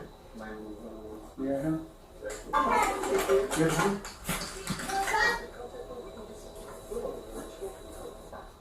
Miss Perez, you don't want to come on and talk to me? They kicked the door in, whatever happened, okay? No, but listen. But listen, okay? It doesn't negate the fact. It doesn't negate the fact. Okay. I heard what you had to say. Hey, sorry.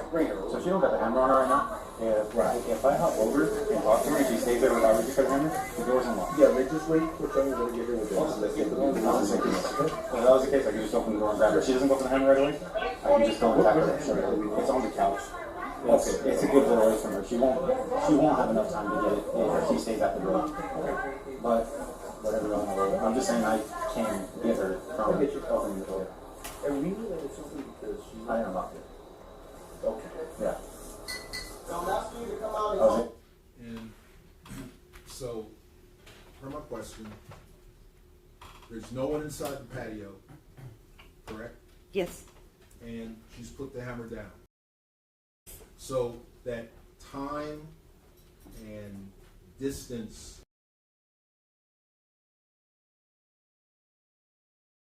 at this point, correct? Yes.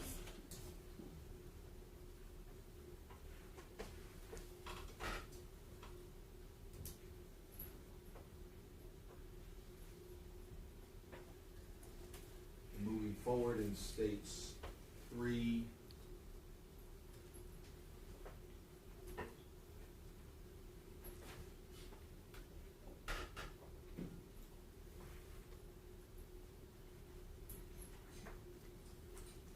Like to see that because we're in the wrong.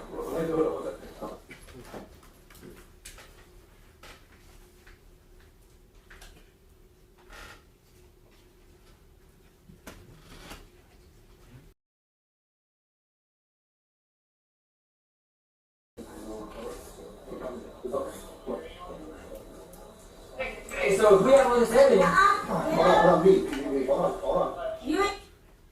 Now, for the record, we paused at 2:01:59. Now, at this point, Officer Villalobos is on top of the rail, correct? Yes, sir.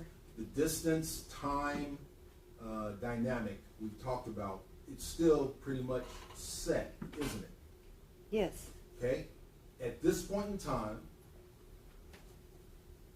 and Melissa Perez is pointing directly at Officer Villalobos, correct? Yes.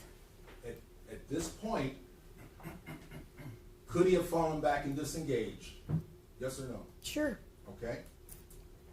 Because that would have given more time to decide and react how to proceed, wouldn't it? If they decided to delay the arrest, yes. If they decided, so that was a choice to proceed. Is that what you're saying, correct? Yes.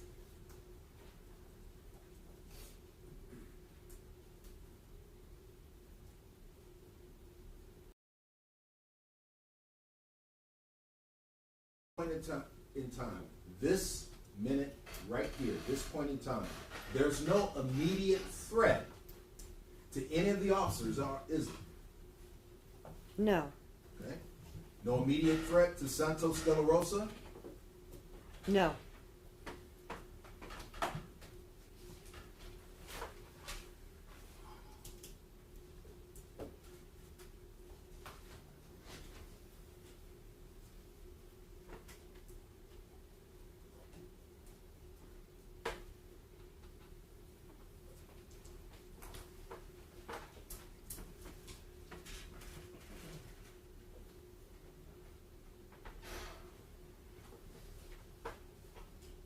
You spent some time in direct exam with Mr. LaHood talking about the justifications and defenses in Chapter 9. Do you recall that line of questioning?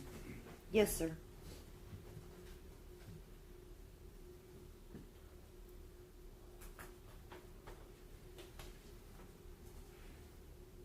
Chapter 9, specifically Section 9.04, you familiar with that section?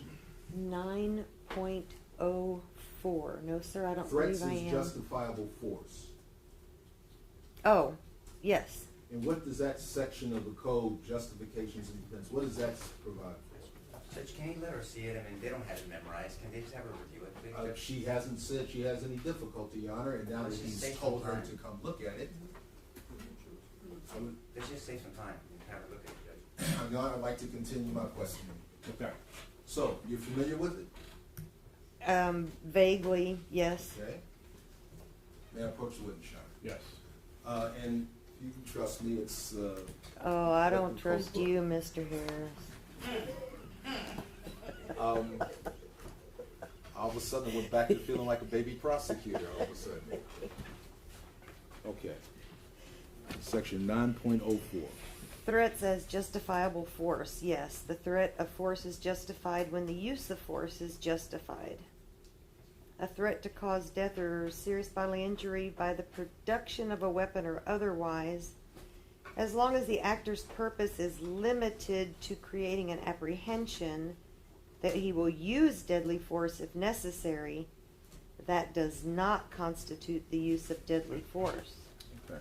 And that's in the same code with the self-defense, same chapter of the penal code with the self-defense justifications, the justifications to use deadly force. They're all contained in the same section, correct? Yes, sir. Judge, what is it? I let him finish his question. What's the relevance? You've already ruled on this, with all due respect, ridiculous theory that it appears they're saying that Melissa Perez had the right to use force, deadly force against these officers, which is crazy. If that's where they're going, then we should have a hearing outside the jury's presence. They heard about this before. You made a ruling on that, Judge, that is not an appropriate, it's not even a defense theory to use against these officers, or any officer, by the way, Judge. So what's the relevance of this? You've already made a ruling. Your Honor, I've asked my question. I'm prepared to continue. Then a question without a purpose is irrelevant. Are you going to stay on the same topic? Your Honor, as the witness said that she was familiar with Chapter 9, the defenses and justifications, and that's all I wanted to do was bring out and tie it together with a prior question I asked. How? Then I'm asking for the relevance. Okay, let me excuse the jury for a few minutes. We'll let you know when we're ready. All right for the jury?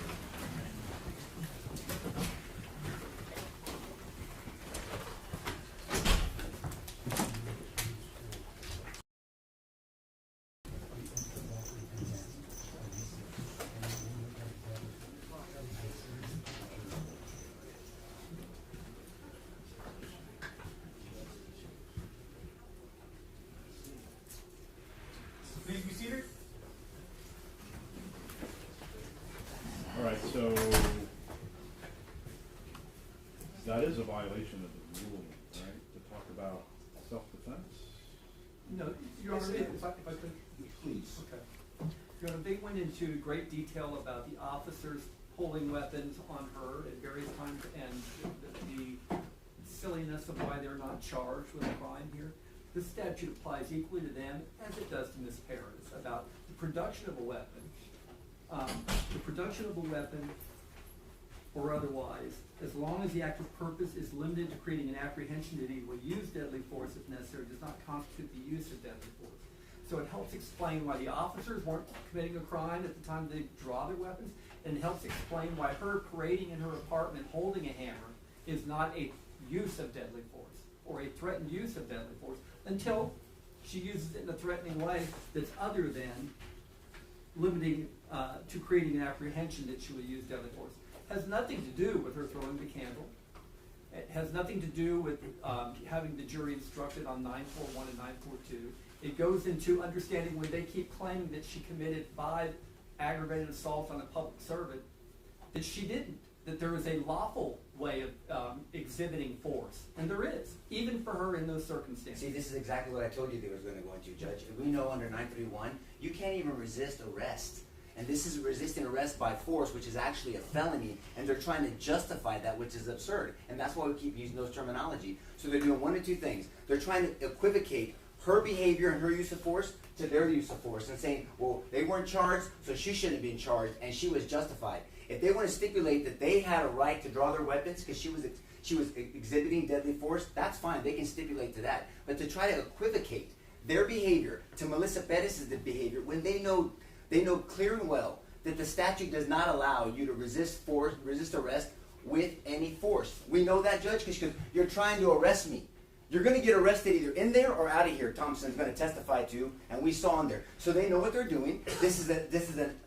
I don't even know what to say. I'm going to be really careful with my words because I want to be careful, but this is an inappropriate argument that you've ruled on, Judge, and they intentionally continue to violate this court's ruling. So either they don't respect this court or there's ignorance or intentionality. I don't know what it is, Judge, but it's inappropriate. Your Honor, the first line of 9.04, threats as justifiable force, reads, the threat of force is justified when the use of force is justified by this chapter.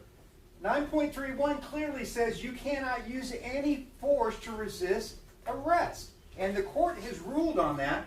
And I don't know how many times these gentlemen have to be told, and yet he purposely does this, throws this skunk in the jury box when he knows it's not the law and that you've been instructed on it. This is outrageous. If he's asking her about 9.04, if he would just read the first line, he would know it's not an application of the law in this case. He was like, oh, read all of chapter 9. You've got to read them in conjunction. 9.31 says you can't use force to resist an arrest. And Your Honor, I think that the egregious, I had objected earlier, and perhaps the court didn't realize why I had objected, but I anticipated that they were going to do exactly this. And they feigned that they weren't going to do that, and feigned that they were just asking questions. Well, this I'm just asking questions is Nemo touching the boat when we know this court has said don't touch the boat. It's intentional. And I don't know how many times you keep on making a mistake when it's not a mistake anymore. It's not good faith. It's on purpose. It's willful. And because it's been so willful and blatantly in disregard of the court's ruling, I think this court should grant a mistrial with prejudice. Okay, well, Judge, we know the procedure on that. You're very familiar, unfortunately, with this prosecutor and that. To ask for a mistrial, Judge. We don't want to, but all we can do is interpret this as intentional to try to induce a mistrial. So because we have to, on the record, ask for that, even though we don't want it, but we're asking for a strong rebuke of this behavior and an instruction for this jury not to disregard, but that you made a ruling on this before and that statute is inapplicable and shouldn't have been asked.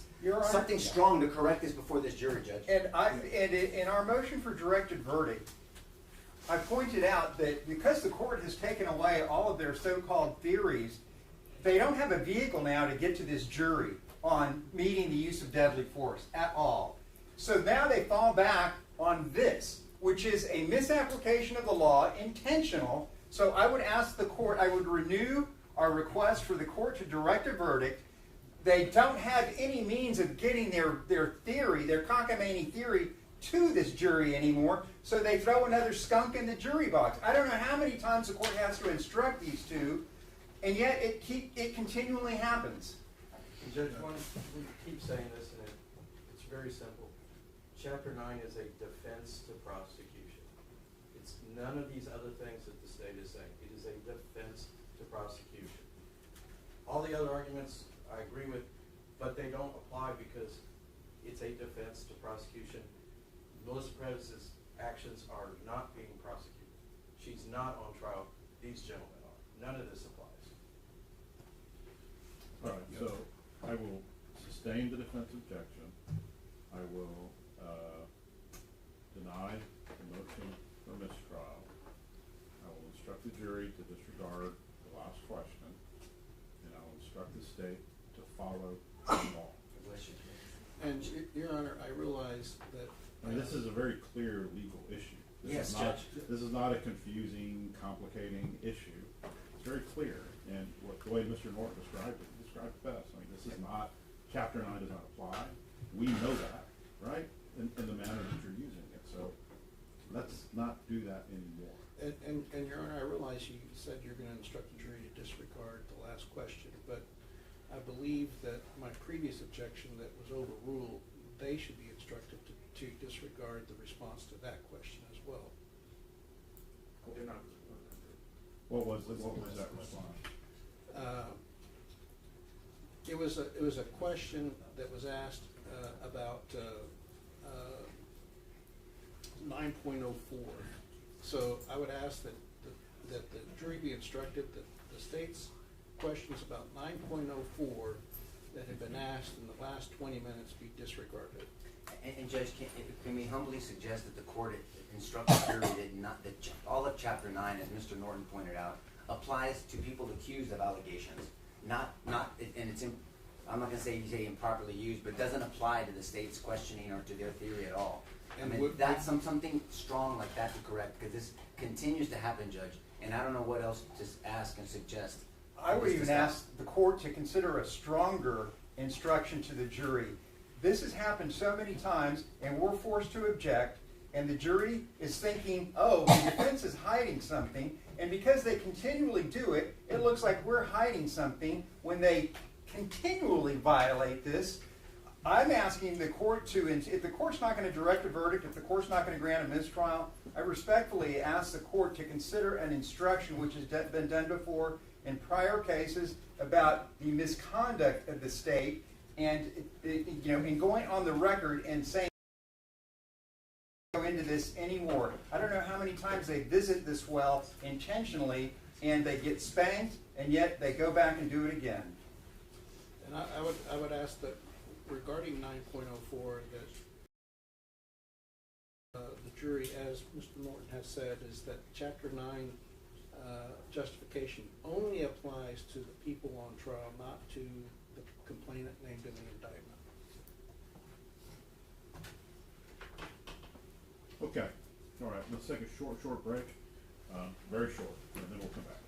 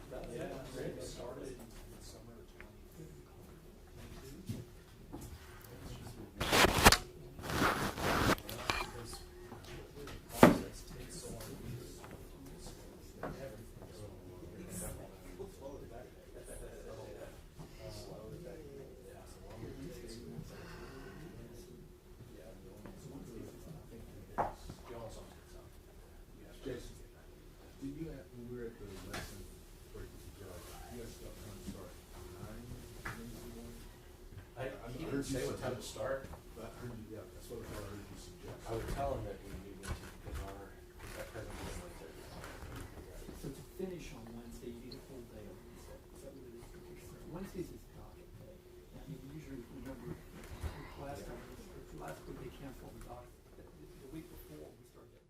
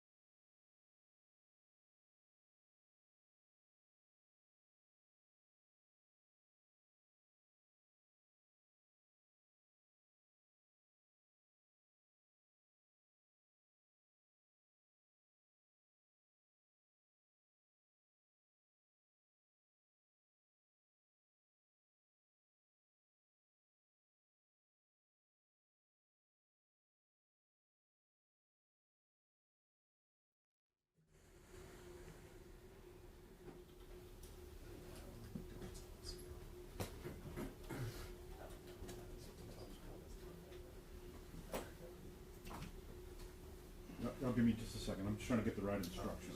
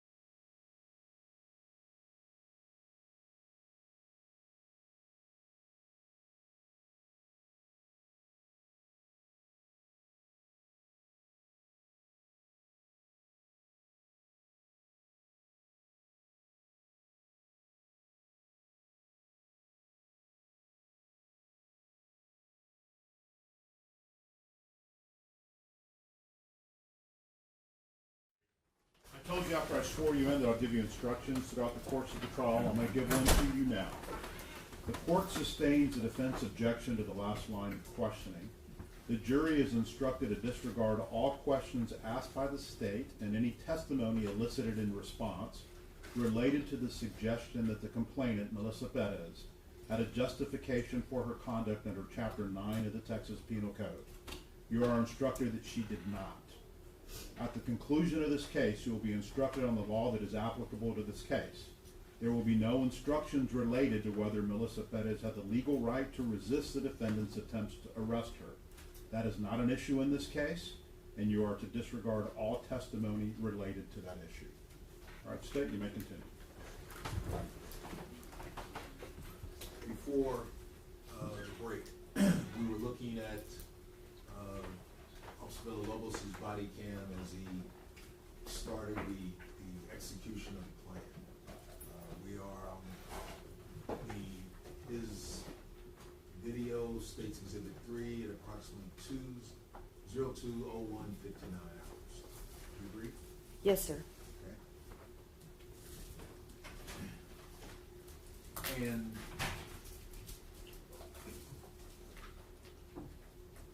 does the facts at this point in time allow for him to fall back? If Sergeant Flores is the director, could he have fallen back? Objection, asked and answered. Suspect.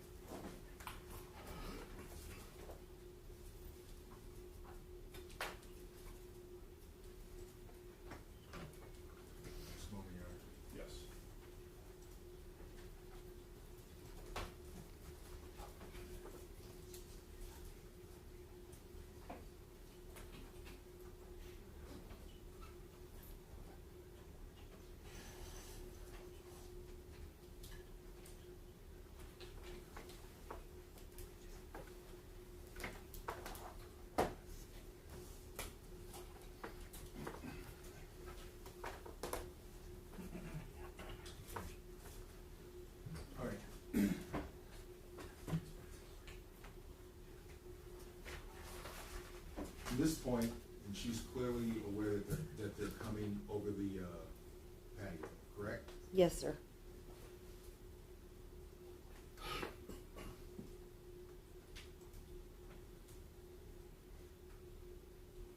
Did they still have the authority to disengage, fall back, and re-engage? Objection asked and answered and irrelevant.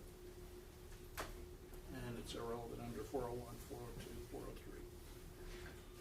And it's also an attempt to mislead the jury under causation under 6.04. I'm simply asking about the choices made and if they had the ability and authority It's to repetitive. fall back. Cumulative. I'll let you rephrase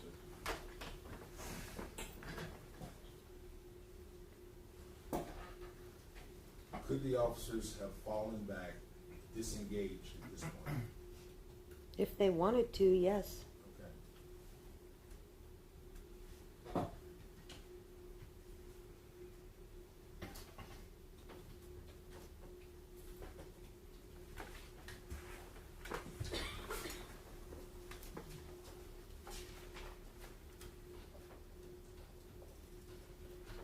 You answered if they had wanted to.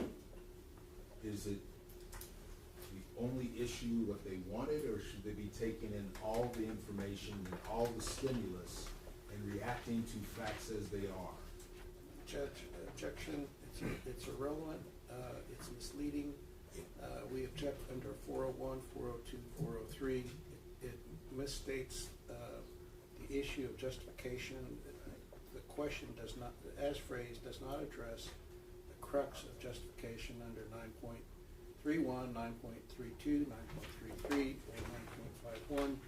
And it additionally is a backdoor way to suggest that officer-created peril is a justification for someone to illegally resist arrest. Or Lead as- also stay.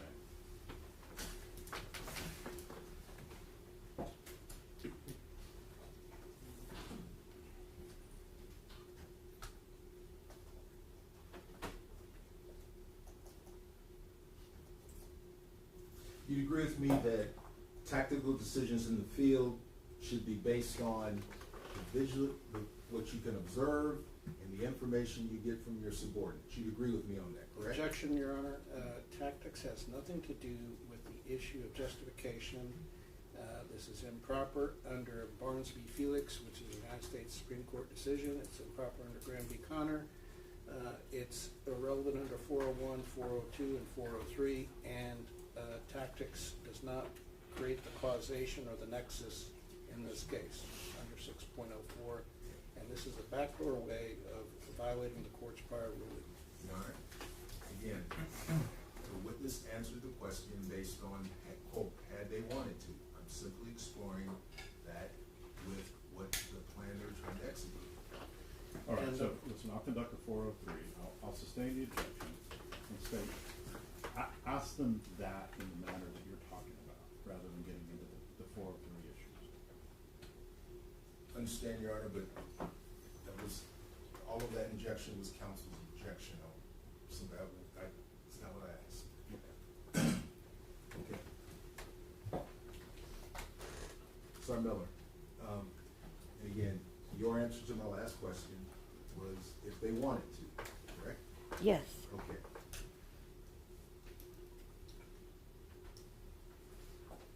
All information points are important in acting safely out in the field, aren't they? All information points. Yes. And you'd agree with me that as we are paused, Officer Villalobos' body cam at 2:02:01:59, that is an information and data point, isn't it? No, I would disagree with you. And how is it that this point in time on the body cam, why is that not a data point for the man in charge to consider? Why is it not? Because once you gather all your data points that you're talking about and you come up with a plan to execute, and you begin executing that plan, then you execute the plan. That's just the way it works. So if one member decides, oh no, maybe we shouldn't do this, some other guy says, oh, I've changed my mind, I don't think this is a good idea, you're just creating chaos. So the plan was made, everyone agreed to it, and they began the execution of the plan. That's it. Okay. Maybe a background I share with maybe some of the defendants at prior service. You ever heard the phrase, in battle, the enemy gets a vote?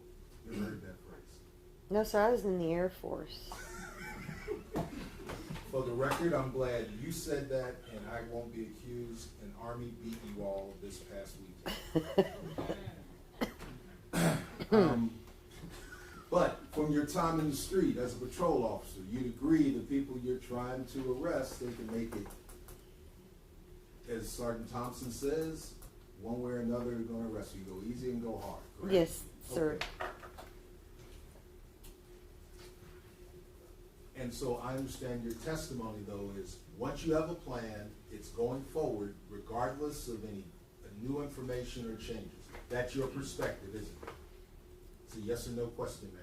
That the plan is going forward, what again? It's being executed. This is what I understood you to say. Yes. The plan is the plan. We've all agreed to it, and we're driving on. We're going forward. Yes. And it follows then that no additional information would change it once you've you decided to engage, correct? I never said that, no, sir. I apologize. But the plan is the plan. That's your position. There's a fluidity to any plan. Okay.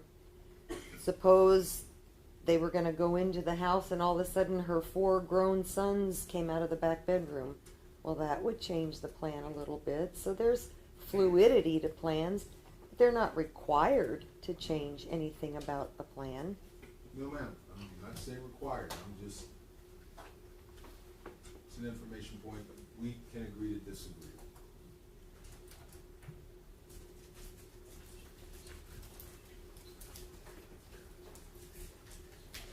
Just one moment, Your Honor.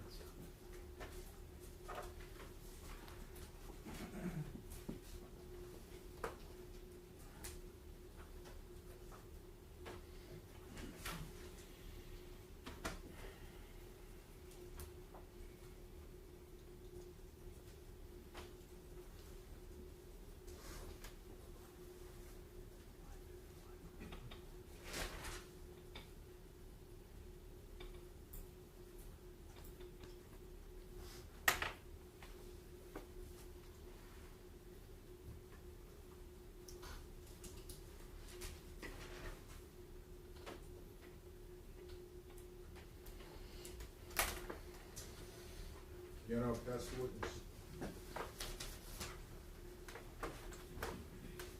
All right. Sergeant Miller, I believe questions were asked of you about the warrant.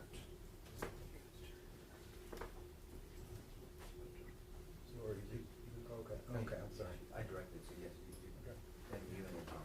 All right. So I believe questions were asked of you about the warrant. Do you recall that? The arrest warrant? Yes. That Soto obtained. I don't remember what the questions were, but okay. Okay. All right. So you're familiar with the concept of a material omission in an affidavit for arrest, correct? Oh, yes. Explain that to the jurors. So when you're getting your affidavit for your arrest warrant, you don't have to spell out the entirety of your case to the judge, but you have to give them enough information that they can make a decision whether or not they agree that you have probable cause or you do not. But you have a responsibility to the judge to be truthful and tell enough of the story that he gets the realistic picture of what you're asking of him, what the situation was. If there's something that's material or like extremely important in your case, the judge or the magistrate needs to be aware of that. And if you purposefully or even subconsciously leave out critical information like that, you're doing a very grave disservice to the magistrate or the judge, because they are now signing a warrant that they believe is true in its totality. It's like, is not telling the truth the same thing as telling a lie? All right, and in this case, you heard Detective Soto admit that he left out the 2 hammer strikes that Melissa Perez made against Jonathan Salinas at approximately 1:40, 50 or so, somewhere in that time frame, when Melissa Perez swung a hammer when she was charging at Jonathan Salinas after he hopped over, stuck his head in, and Officer Rojas yelled, "Watch out, watch out, watch out, watch out." Hey, do you remember that? I do. Would that be a material omission in your opinion? Yes, and he not just left it out of the arrest warrant affidavit, he left it out of the offense report too. All right. And you also understand that in his arrest warrant, he said that no reasonable officer could have concluded that Melissa Perez was threatening imminent deadly force. Do you recall that? I do. And was that a truthful statement? I don't believe it was, because... And based upon your interviews with Maria Salinas and Vince Gomez and Travis Thompson, and I believe you also spoke with Andrew Lamb, did you not? I did. And based upon your interviews with them, did anyone ask them specifically whether they believed that Melissa Perez was threatening deadly force, serious bodily injury, or death? Objection, Your Honor, and it's province of the jury, along with hearsay, but again, asking these witnesses. Shouldn't rely on hearsay, Judge, she's an expert. Again, And this goes to whether there was material omission in the affidavit. she can, Your Honor, she can form the opinion, but as the question was posed, it's irrelevant to this jury. Oh, you can rephrase your question. All right. You read all of the written statements that the homicide officer-involved shooting team took on June 23rd, 2023, correct? Yes. And in fact, you've reviewed all of the body-worn cameras of the 15 officers that were on scene, correct? Yes. You reviewed them from beginning to end, correct? Several times, yes. All right, and on top of reviewing them from beginning to end several times, you've read transcripts of those body-worn cameras, correct? Yes. And those transcripts are complete and were accurate, correct? Objection is the bolstering, Judge. I'll sustain.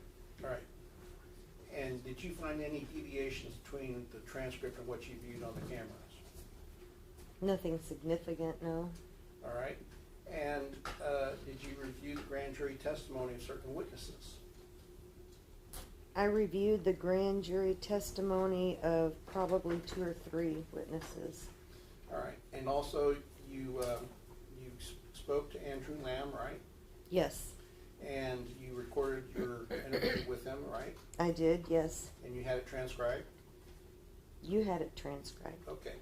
And you've read the transcript? I believe I did. All right. And would you agree that no one in the officer-involved shooting team, and neither Detective Soto or anyone else, asked whether the witnesses you talked to, Andrew Lamb, Vince Gomez, Maria Salinas, Travis Thompson, no one asked them, was it reasonable for these defendants to use force? No one asked them that. No, and I would say overall, all the statements that were taken in homicide that night were poorly done. And why were they poorly done? They didn't, didn't ask the pertinent questions of the officers to get to the justifications in Chapter 9. It's like they didn't even try to apply Chapter 9 to this situation. All right, and you heard Detective Soto explain that it was a team effort and they collaborated with each other. Did you see any effort, any evidence of collaboration in any of the supplemental reports that the detectives wrote? No, and I saw just the opposite from Detective Platt, saying if it's somebody else's case, I just let them tell their story, but if it's my case, I go into more detail with my witnesses. I'm like, what are you guys doing over there? All right, is that the testimony of Detective Platt, is that antithetical to teamwork and cooperation? Oh, yes, absolutely. All right. And also, if an affidavit for an arrest is untruthful, does that destroy the credibility of the affiant? I would imagine that's for maybe a judge or somebody to decide. If you're asking my personal opinion, Yes. Yeah, that's horrible. All right. Now, you heard the custodian of records in this trial say that if you failed to document it, it means it didn't happen. Do you agree with that, or do you disagree with that? I kind of disagree with it, just because I know how crazy homicide investigations can be. I may not make a physical note of something, but I do remember it in my head. So to say I didn't document it, that it didn't happen, I guess the question is, can I prove it happened without documentation? I guess that depends on how persuasive you are as a speaker, maybe. All right, and you saw that Detective Soto reviewed 4 body-worn cameras in detail in this prosecution guide, correct? Yes, he made inaccurate details of the body-worn cameras that he has in his prosecution guide. He attempted to make a detail. Yes. But they weren't accurate, is what you're saying? Correct. All right, and did you see the remaining 11 videos detailed summarizing what happened? No. And based upon the failure to write notes or detail what happened in the other 11 videos, do you have an opinion as to whether the lack of documentation means that he didn't review them? I don't believe he viewed them. I mean, I know for certain that Travis Thompson's specifically was not viewed until November of that year, when the incident occurred in June. I mean, for me, that's inexcusable. Travis Thompson has some very important information in the investigation, and Soto didn't even know it till November. And did you notice that in Detective Soto's prosecution guide that he incorrectly stated twice that Eleazar Alejandro could not see when he fired the first volley and the second volley? Yeah, that was an interesting notation, and I don't even know why it was included in there, because it's not factually true. All right. And are you familiar with command influence, given that you have experience in the military? Well, I don't need my military experience to prove that to me. Yes, I'm aware of, and I was the recipient of making the mistake of standing up to our administrators at one point. I know it's hard to believe because I'm so easygoing, but I did. And yes, I got sent to timeout for a few months for standing up to the administration. All right, and in this case, can you tell the jury whether there's evidence of command influence based upon your review of Captain Van Geffen's memorandum? I believe there was probably some pressure from the administration for Detective Soto to take the action that he did. All right, and you heard testimony from the CSIs about Chief McManus being in the inside the crime scene for a significant period of time and on scene for over an hour. Based upon your experience as an investigator, should he have signed into a crime scene log indicating that his presence inside the crime scene? Yeah, I think that was something else that they failed to do in this investigation, was to even keep a crime scene log. So nobody signed in on the crime scene log because they didn't do one at all. And was that required by standard investigative procedures of the San Antonio Police Department? It is. All right.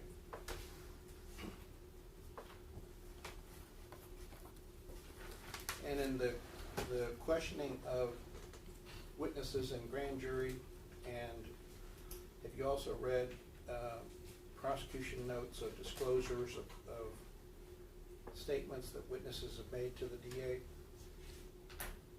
I've looked at, yes, several of those, yes. And have you heard testimony that's unveiled in the course of this trial and see that there's a variance between the disclosure and the statements and the witness testimony that we hear from the witness stand? Yes. And what does that indicate to you? That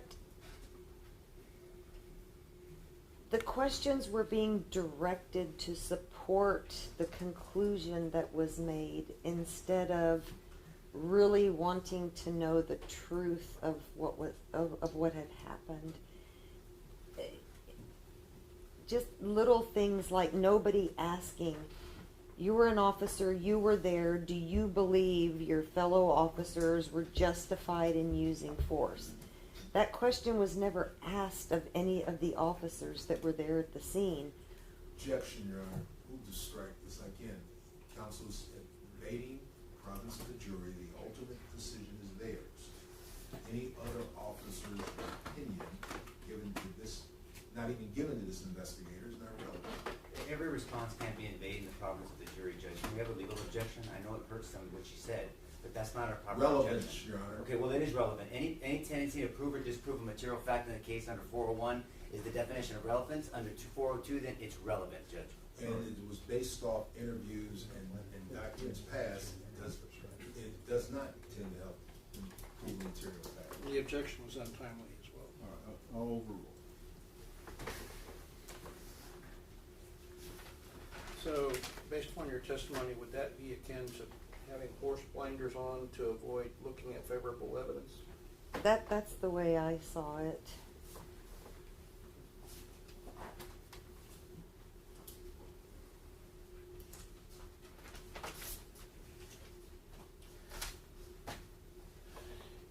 And are you familiar with a message that Chief McManus distributed to all roll calls in March of 2016? That was after an officer-involved shooting, or? Yes. Yes. All right. And that message that Chief McManus gave to all officers, did he ever say that he expects officers to retreat? The expectation was that you would not retreat. Pass the witness. I have no questions, Judge. Thank you. There was some other people you spoke to as well. Did you speak to Sergeant Rivera and Sergeant Robertson also? I did. Will you please, I guess we'll go Rivera or Robertson. We'll start with Sergeant Rivera. Can you share your conversation that you had with Sergeant Rivera, please? Objection, hearsay, Your Honor. Judge, we've already been through this exercise before. She's an expert. She can rely on hearsay. She's testified to hearsay before, and they haven't objected. And so this is the same line of questioning with a different witness. Your Honor, hearsay only comes in with an expert if it's something that helps form the conclusion. They can form a conclusion through hearsay. They can't testify to what people told them. It's hearsay. All right, so the question was, can you recall your conversation that you had with Sergeant? Yeah, I'll ask about that, but they questioned her opinion, Judge, so we have a chance to Yeah. they put it into question themselves.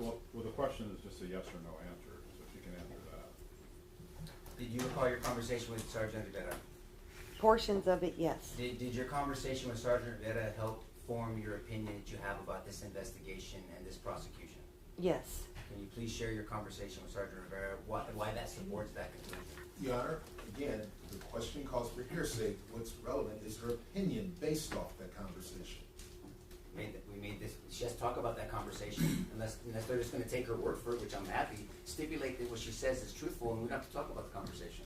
Okay, you can rephrase your question. I know the rules before you can follow them. And so let's talk about this conversation with you and Sergeant Rivera, okay? Did your conversation with Sergeant Rivera help you form your opinion, not only on this investigation, but the prosecution as well? Yes. What about that conversation helped you form your opinion? How can I say this without saying what he told me? You can say what he told you if it helped you to form your opinion. She can just say what her opinion is, Judge. No, they're not gonna question that? Well, the conversation would come in if it is the basis of her opinion. Exactly, Judge. I'll let her answer that. So given the political atmosphere after the George Floyd situation and riots, several of us, we reached the conclusion that there was some political pressure from the chief's office to arrest these officers. Now, did you recall your conversation with Sergeant Robertson? Yes. Did your conversation with Sergeant Robertson help you form your opinion on the investigation and the prosecution? It fortified the conclusion that I was kind of suspicious about, yes. And your conversation with Sergeant Robertson, did it coincide, or was it consistent with your conversation with Sergeant Rivera? Yes. Is it a similar conclusion? Yes. Did Sergeant Rivera have an opinion on whether it was a legal shooting? Yes. And what was that opinion? He felt that the shooting was justified. And did they talk to the district attorney's office? I can't recall what he told me about that. It was too long ago. Okay. Do you believe that the DA's office in prosecuting this case should have talked to someone like Sergeant Rivera from the scene?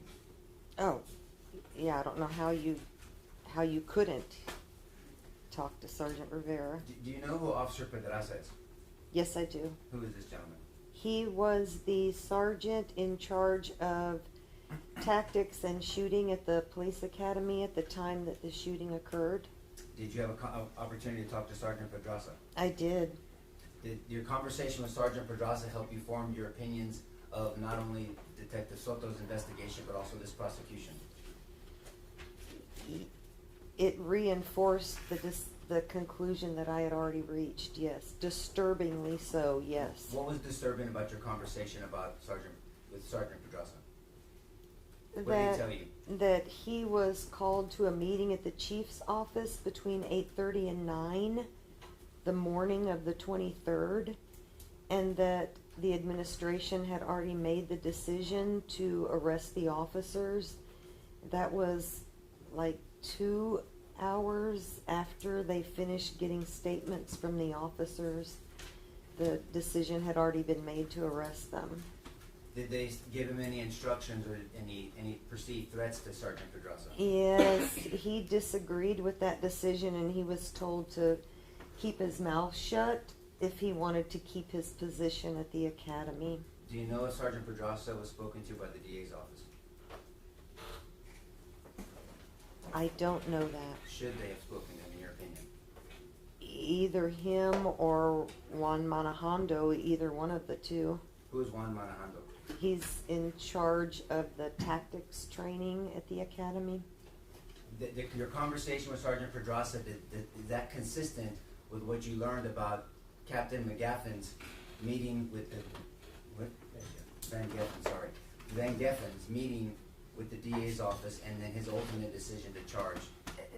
Actually, talking to Sergeant Pedraza kind of solidified what I was suspicious of, that there was bias in this investigation, and that was the only explanation I could find for all of the errors and omissions and mischaracterizations in the prosecution guide. Like I couldn't figure out why I was seeing what I was seeing until I talked to Sergeant Pedraza, and then I said, oh, okay, so they made the decision first thing in the morning.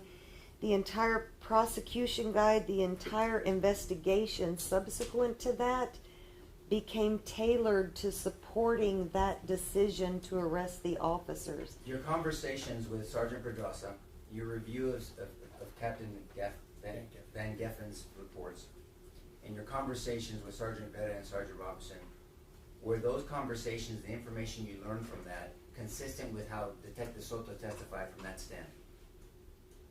No. Do you recall Detective Soto saying that he made the decision to make the arrest? Yes. Judge, at this time I'm going to be asking the sergeant about a reasonable officer standard, because they asked her, if you were the sergeant at the scene, what would you have done? Now that takes it out of her opinion of whether she would have shot, but now she's a supervisor at the scene, which is an overlooker of officers, and so I think they've opened the door to me asking about a reasonable officer standard. May I proceed, Judge? Yeah. I want to give them opportunity to object.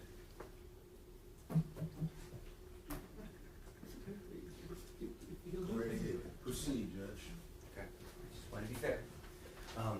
So, based off a reasonable officer standard, do you believe it was reasonable for Sergeant Flores, under the circumstances he saw and was facing, Officer Alejandro, under the circumstances and what he was facing, and Officer Villalobos, under the circumstances that he was facing and the threats, for them to have shot? Oh, absolutely. When the government asked you questions about closing the distance, who made the decision to close the distance and attack? Well, Ms. Perez did in response to their attempt to arrest her. And arresting, as the judge instructed, was the lawful thing they were trying to do. Yes. Now, they asked questions about the hammer being down. When you're engaging in a plan, they've heard some questions on this, so I'm not going to belabor it. Is it better to engage a suspect with a weapon or without a weapon? Well, without one. So, what would be a safer plan? To engage or to have a plan or to move in to arrest when there is less of a threat or more of a threat? Less of a threat. What assurances did you observe from looking at all the evidence and all the body cam that Melissa Perez would not attack Mr. De Los Santos if the officers would have left? There are no assurances of that. Was there any question whether Melissa Perez was dealing with uniformed officers? No, none whatsoever. In your opinion, from what you observed, did you believe that she knew she was dealing with uniformed officers? Yes.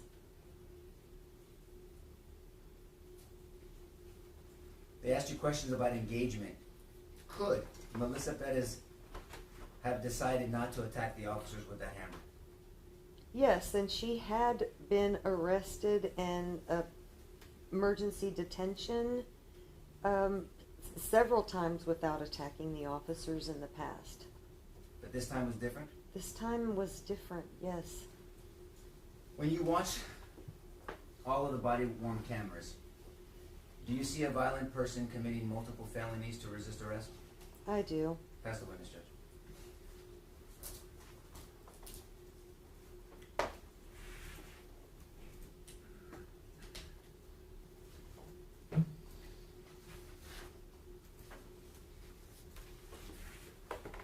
So, Miller, you'd agree with me that Chapter 15 of the Code of Criminal Procedure governs the requirements for a warrant? Judge, you already talked about this, and once again, they're violating your rule. If there's no requirement for a warrant, it's irrelevant. You've instructed them numerous times. Judge? I don't know how else to deal with this, Judge, questions have been made about the sufficiency of the arrest warrant that Officer Soto asked. I am simply going over the requirements in the code for sufficiency requisites of a warrant. About walking a warrant or for the officers to have a warrant? My question dealt with the requirements of a warrant, the requisites of a warrant, section 1502. All right, I'm looking at the question. I'll overrule. Are you familiar with section 1502 of the Code of Criminal Procedure, requisites of a warrant? Some of them, I haven't read that statute in years. That it run in the name of the state, I don't remember. Now, Crochard. Yes. I don't remember all the things that are on it. Again, same code book? Yep. Issues in the name of the state of Texas. Specify the name of the person whose arrest is ordered. State the person is accused of some offense. Must be signed by the magistrate. Okay. And you would agree that is the section deals with the requirements of a warrant, correct? Yes. Now, obviously, there has to be more meat on these bones than just is bare, but to be legally sufficient, that's what it requires. State of Texas, specify the name of the person to be arrested, if known, that the person is accused of an offense, and then signed by a magistrate. Those are the requirements, correct? For the warrant, yes. Ma'am.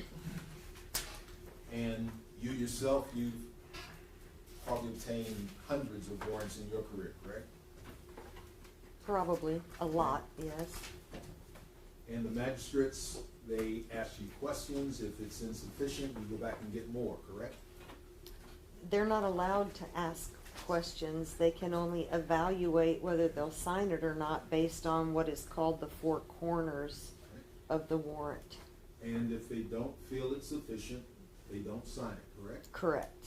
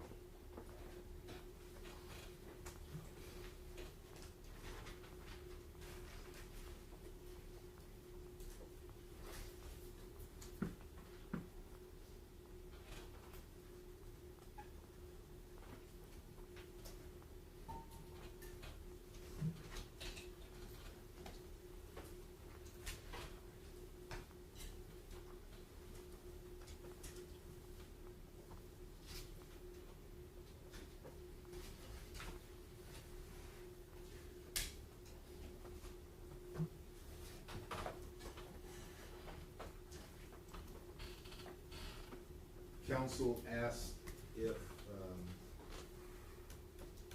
the opinion you formed based on your conversations with Sergeants Rivera and Robertson from the night of the shooting.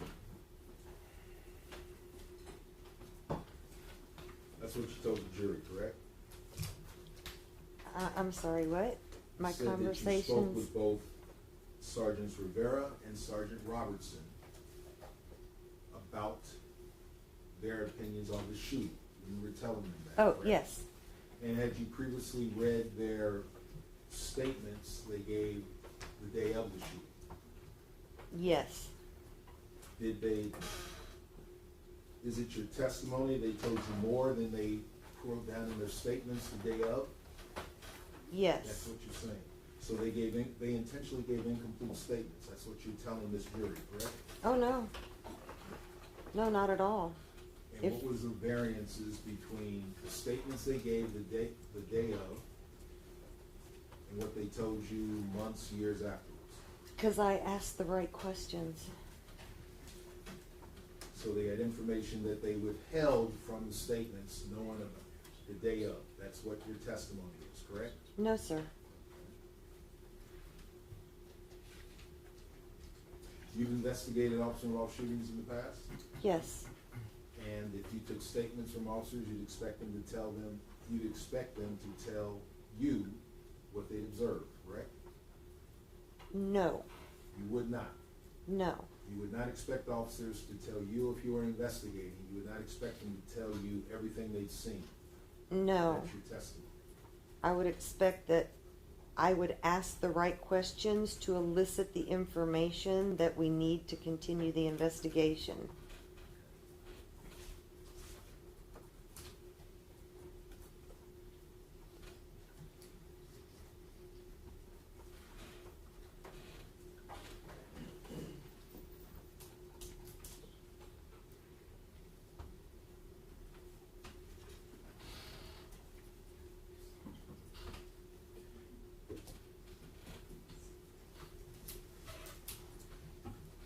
If you'd been supervising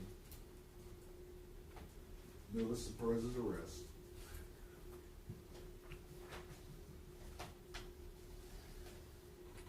could you have done anything that could have resulted in her arrest without it resulting in her death? Are you asking if there were other options besides arresting her, or No, ma'am. the manner of the arrest? You were trying to execute her arrest. You could have done things that would have resulted in her being taken, arrested, without being dead. Judge, I'm going to object to this on relevance ground 401, 402, 403.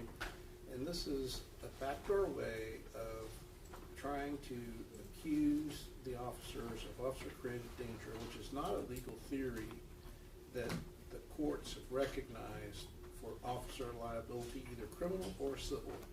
And even if there was an alternate means to arrest Melissa Perez, the officer's choice and method did not cause her to illegally resist arrest as prohibited by 38.03B2, and which is prohibited under Chapter 9 of the Texas Penal Code. So it's not relevant to any issue in this case, and it's contrary to the instruction that this court read to the jury probably 20, 30 minutes ago. Witnesses testified on direct about the reasonableness. I will rephrase it, Judge. Okay. Your opinion, what would have been a safer plan to effect the arrest of Melissa Perez? That objection, it's the same way of attempting to, through the back door, accuse these officers improperly of officer-created danger, which does not go to any issue in justification in Chapter 9. And so it's irrelevant under 401, 402, and 403, and flies in the face of causation under 6.04 of the Texas Penal Code, and contrary to the Supreme Court decisions in Graham v. Connor and Barnes v. Felix. Judge, number one, variation of the same question this counsel asked on cross-examination. Two, correction Mr. LaHood asked. And two, if she's already, based on his claiming that the state opened it, is ask her about her conclusions to the ultimate issue. I've just asked an alternative. What would have been a safer plan? All right, so I'll sustain a relevance objection, and you could ask that in a very different way.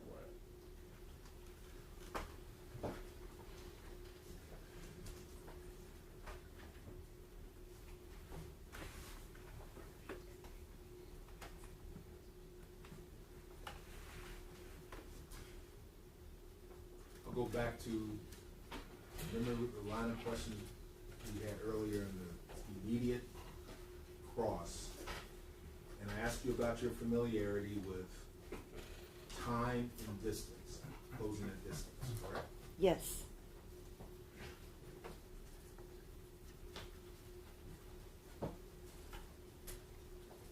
Officers had the option to disengage, didn't they? Objection asked and answered, and we would object on relevance. It has not been answered. It has Judge. been asked numerous times. It has not been answered, Judge. I'll overrule.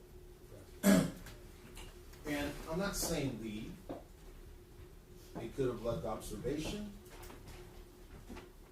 They could have gave it another 10 minutes from 2:02, couldn't they, ma'am? Sure.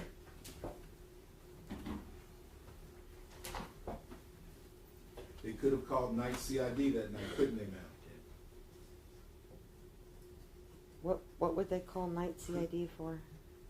They could have attempted to call up higher, yes or no, couldn't they? Night CID, I don't understand. The role of night CID, or they just investigate crimes after they occur. So I don't know what you would call night CID for. They could have actually called SWAT, couldn't they, ma'am? SWAT It's a is. yes or no question, ma'am. No, it's not. Your Honor, this is an attempt to get into tactics which the court has already ruled upon. Again, it's a yes or no question, Your Honor. No, actually, it's not. Ma'am, I understand that you want to work a particular answer. My question is, and Your Honor, I don't mean to disregard the court. Can I proceed? Yes. They could have chosen to call special weapons and tactics, couldn't they, ma'am? I'm going to object. I'd like to approach No. outside the presence of the jury. All right, so members of the gentlemen, to give you a break. It's almost 4 o'clock, so we'll let you know when we're ready. All right, for the jury?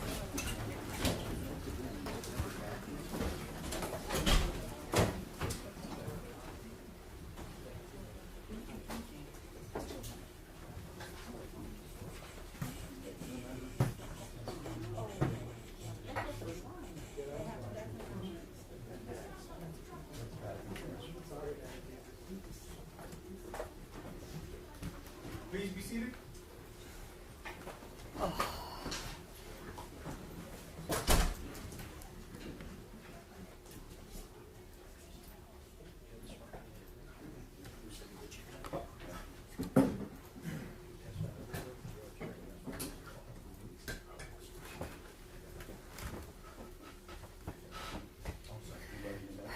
All this fighting makes me tired. Don't know how you do this. God. Oh yeah. I'm bad at sitting still to start with.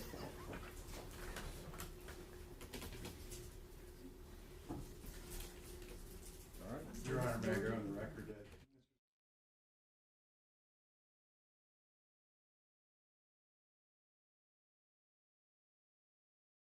Sergeant Miller, I think, has reviewed, I guess, is it Captain Moultrie or Lieutenant Moultrie? Testified under oath, being directed by Mr. Harris, that SWAT would not have gone out there that morning, that they would not have gone out there that morning. He said that under questioning from Mr. Harris, under oath to the grand jury. So now for Mr. Harris to be asking this question in front of this jury, I don't know how much more a question could be asked in bad faith. And Mr. Cifuentes is finding the transcript. Mark Moultrie testified before the grand jury on December 13th, 2023. And in response to a question, he said, and I say that because we aren't going to typically respond to property crimes. And he goes on to explain why SWAT would not have responded to this call at length. So, there's basically asking a question about a what if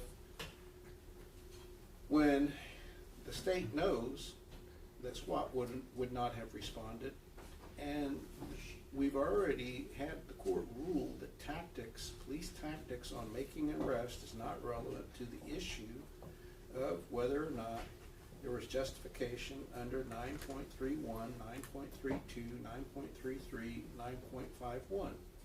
And so to suggest bad tactics, we filed a motion in limine on tactics, and 2 weeks ago, I believe this court already ruled that the state should not be allowed to ask any questions about tactics or put on any witnesses talk about tactics. So since we filed a formal objection to tactics, and the court sustained it, this is a means through the back door to get around the court's prior rulings. And this is just highly improper. It's willful, it's intentional. Your Honor, if I may, as counsel read the transcript, the question asked, SWAT does not respond to property crimes. There has been testimony that this was assault of public servant, aggravated assault, attempted capital murder, and my only question was, did they attempt to call SWAT? They defined it as not beyond what was asked at grand jury. That's what this jury's heard. Judge, if they want to predicate the question with, there was all these multiple aggravated assaults and all the things that they just said to differentiate it from a property crime, then, okay, maybe let them ask that question. But just to say you could have called SWAT leaves a false impression. If they want to add in ag assaults on police officers and all those kinds of information for the jury, then I think it's an appropriate question. Your Honor, I want to point out, Mr. LaHood asked the same question. He asked her, and we can find it in the record.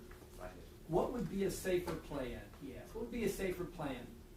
And then he paused and said, then waiting for her to put down the hammer to go in.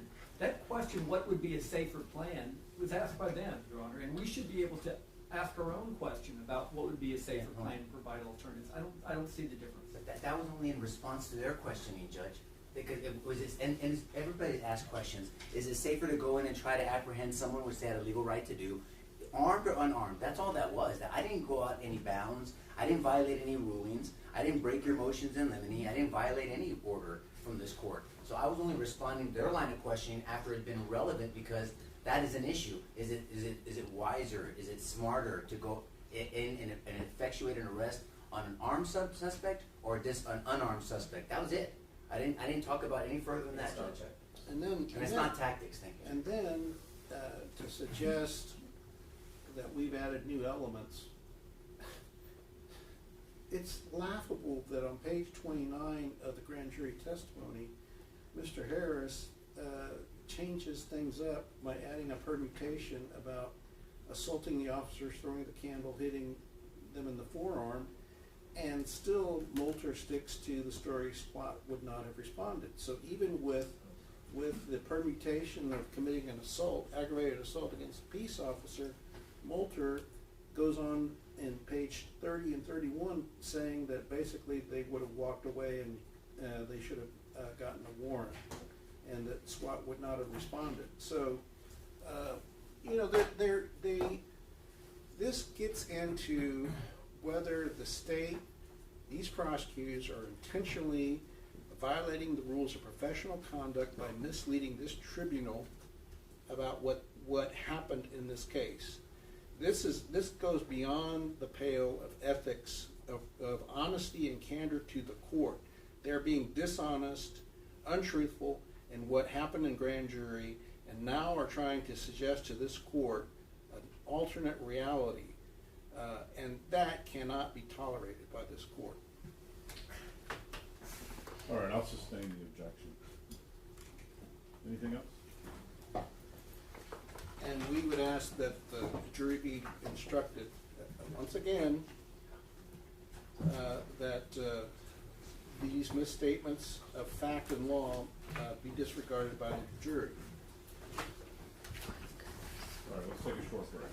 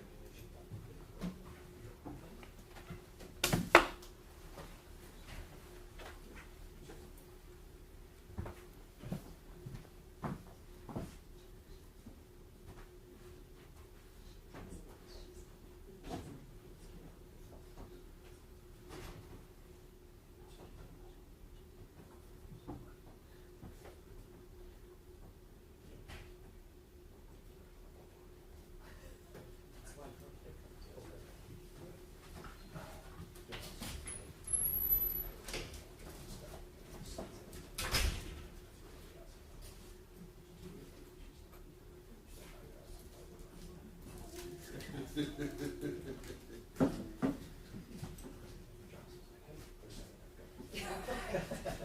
Lisa. In my hunting trip early. Good job.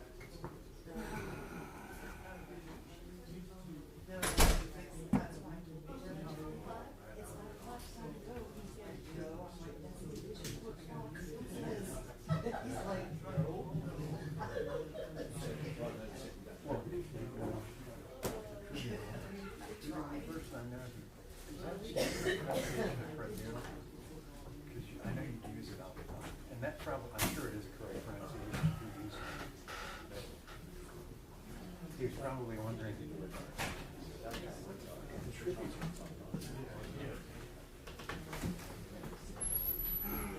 Not even Norton knew it was church.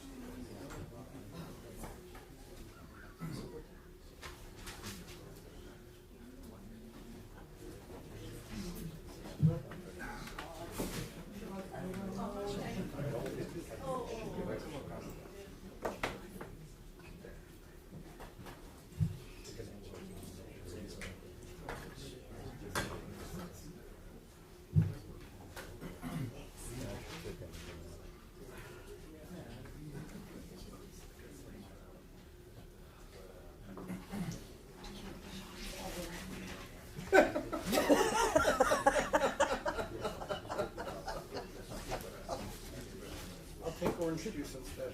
Yes, okay. I'll Yes. take his, you can give me Yes. his, I'll drink it.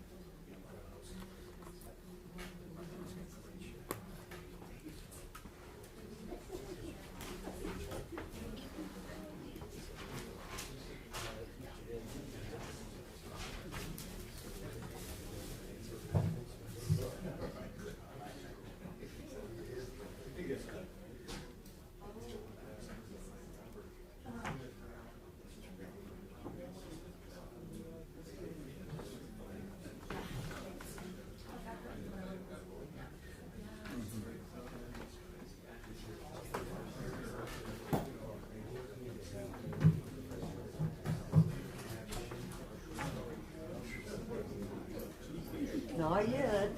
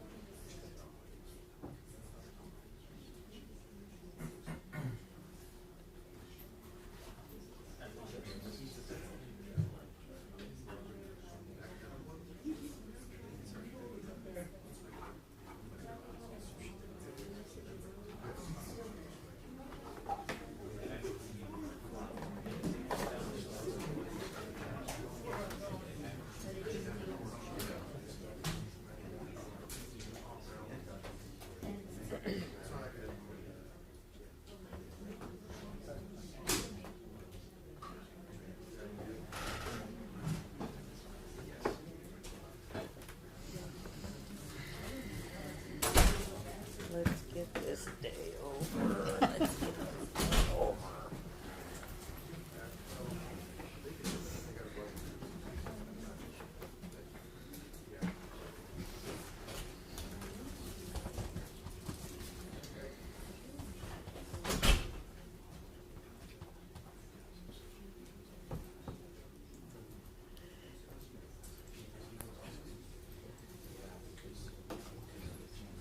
Oh, this time change just has me all messed up. It's so weird.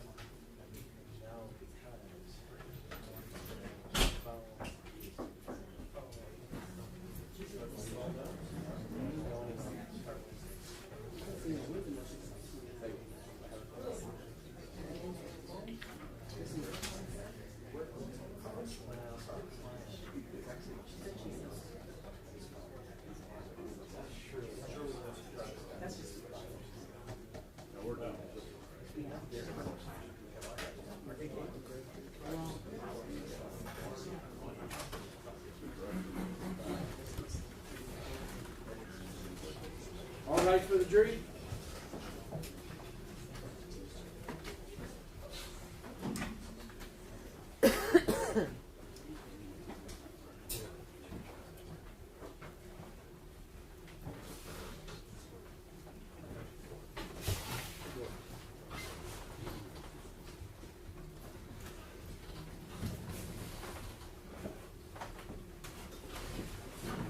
Maybe seated.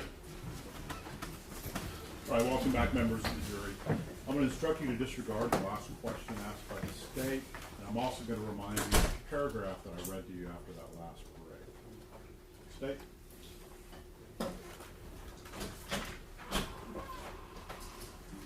Sergeant Miller, you also testified on redirect. You said there were material omissions in the warrant. Yes. Approach the witness, Judge. Yes. Show me what has been marked in State's Exhibit number 197 for identification. What is 197 for identification? The affidavit for the arrest warrant. Okay. And if you would just, on page 1, the paragraph that begins, officers continue to speak. Just read that paragraph to yourself.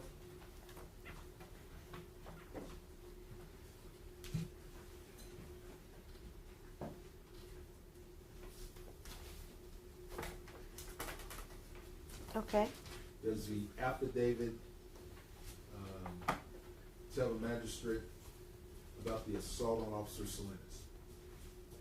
About the assault bodily injury, yes. The assault with the hammer, no. Okay. And again, the requirements, 15.3, is it required that every act be represented in the affidavit? Ethically, you need to include the material information in your affidavit. Looking at page 2, Yes. The sentence, and approach witness again, Your Honor? Yes.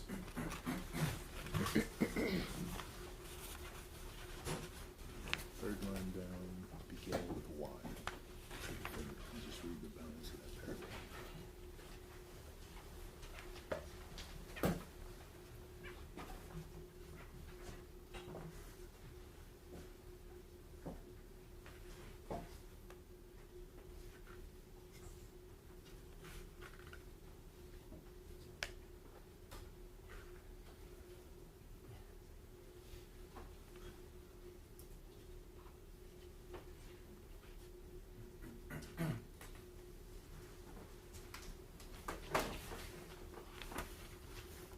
Okay.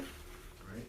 And does the affidavit reflect Melissa Perez obtaining a hammer, rushing at the door where Officers Villalobos and Flores stood in the patio? Yes.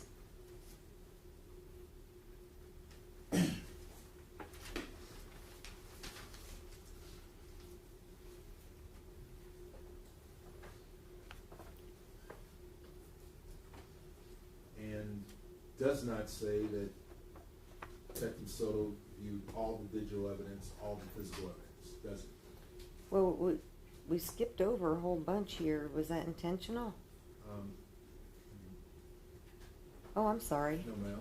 I'm used to running the investigations. You gotta forgive me. I understand that. But again, we went over those requirements for the affidavit, be legally sufficient, correct? Yes.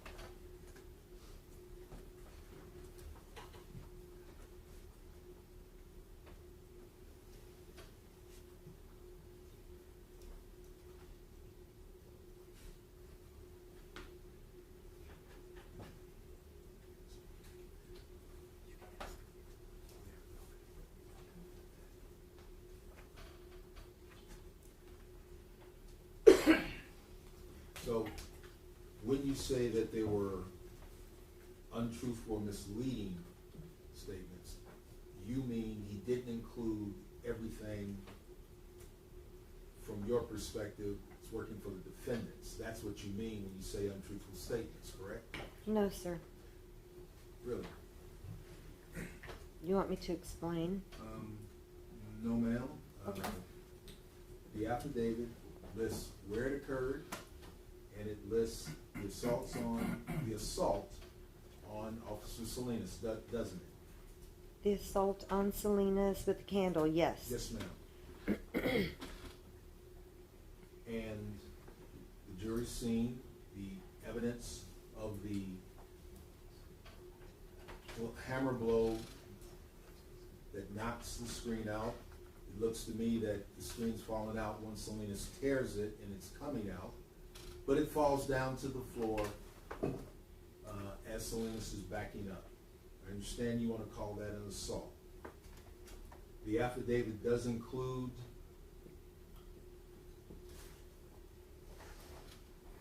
the officers reaching the patio and approaching the door, doesn't it? Yes. It does include that Melissa Perez picked up a hammer,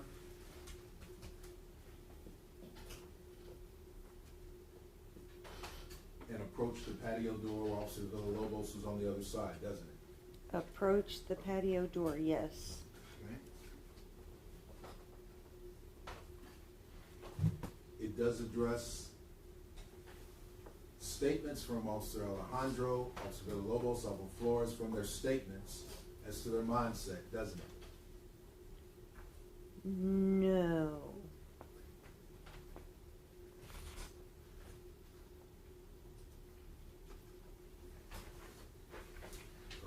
Approach the witness, Your Honor. Yes.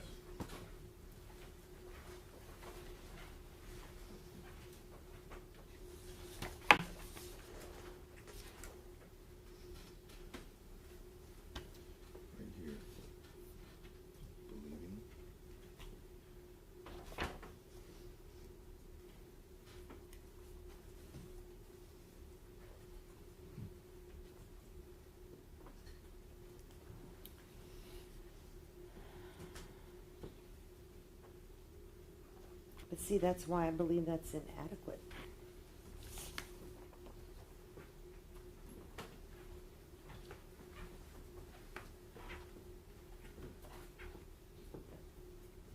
And that's only one of the officers' Okay. mental states, not all three of theirs.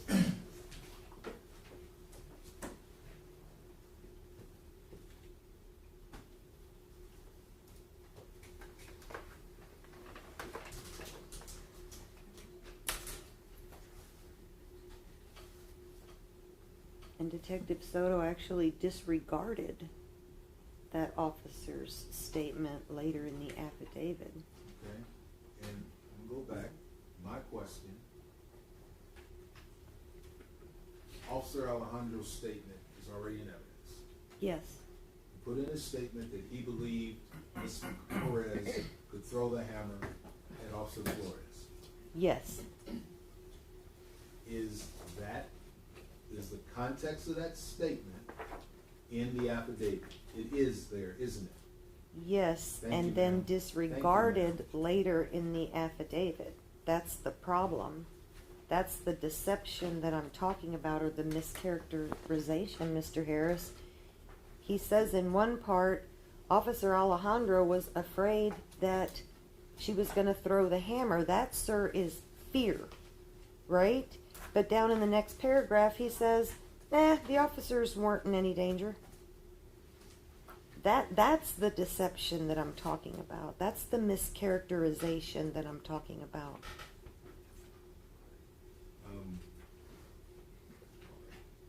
And that was written under, correct? Yes, sir. And the affiant here was Detective Soto, correct? Yes. And so it's not, it is what he's already testified to as his belief, isn't it? Judge, I'm going to object to how he's phrasing these questions, because what he's testified to is the affidavit was written before 6 o'clock on June 23rd, 2023, and the testimony is 2 years and 2 months later, and the testimony 2 years and 2 months later is irrelevant to the affidavit 2.5 years ago. So it's misstating what is required in an affidavit. There's no way that someone can have prognostication of what someone's going to testify 2 years later. A witness testified that there are misstatements in the affidavit. I am simply asking her from what the Sotos testified to, what the misstatements are.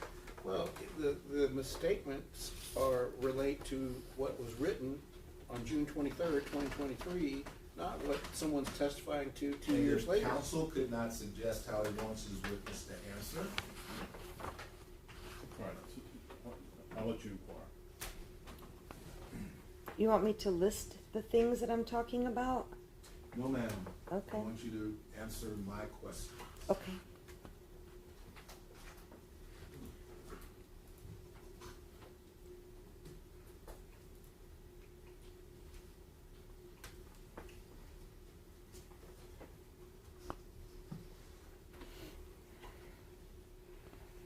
Is the affidavit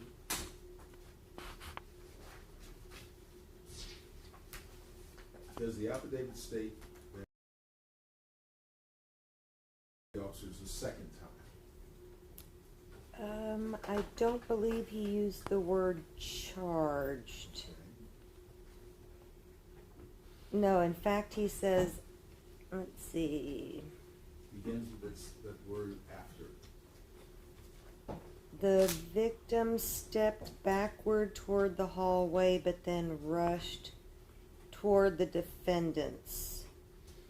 But there's no mention of her swinging the hammer at them.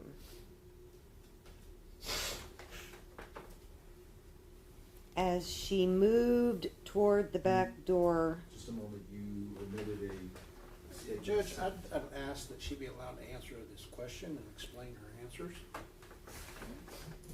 You can ask.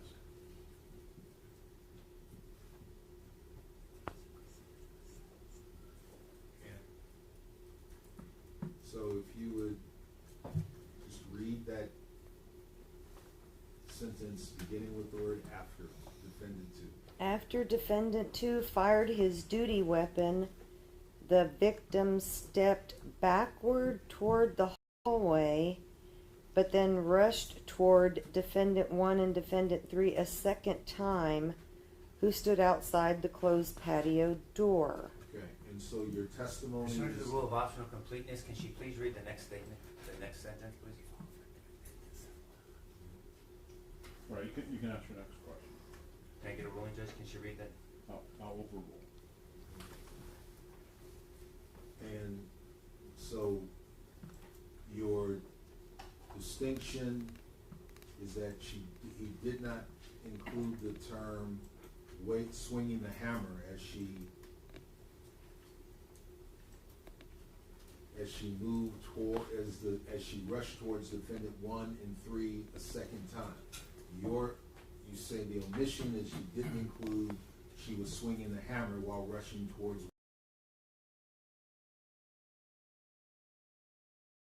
Of her actions being downplayed throughout all the documents. When it looks unfavorable to her, those actions are diminished, and the focus is on the officers. Okay. And again, your previous statement was it was omitted, but now it's just it was diminished. Well, so it's there's there, isn't it, ma'am? No, Judge. that is diminished.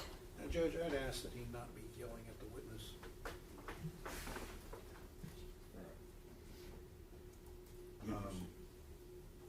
Again, ma'am, started this with you told the jury there were material omissions, correct? Correct. Okay.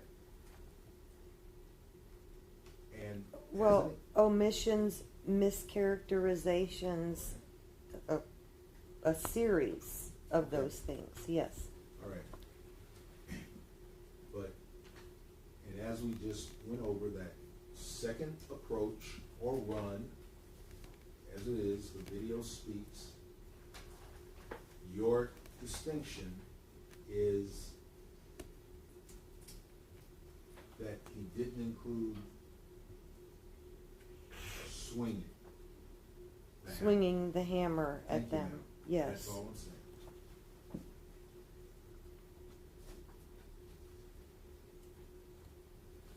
He does include that after the shooting, officers entered and attempted life-saving measures for the wounded victim. He put that correct? Yes, sir.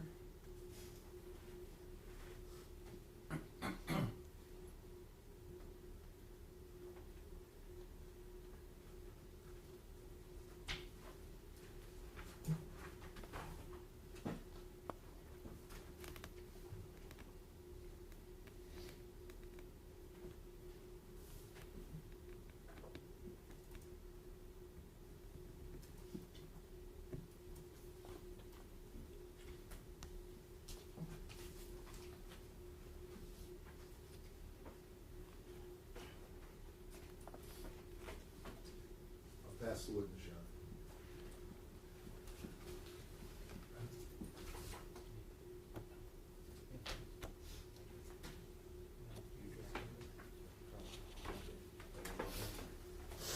All right, I ask you one question.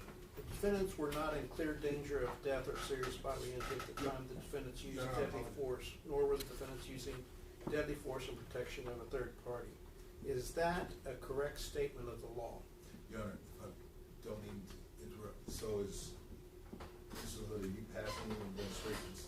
It was our So we direction, changed your it. cross, no, So we directed, you crossed. Got it. Yes, I'm going to redirect.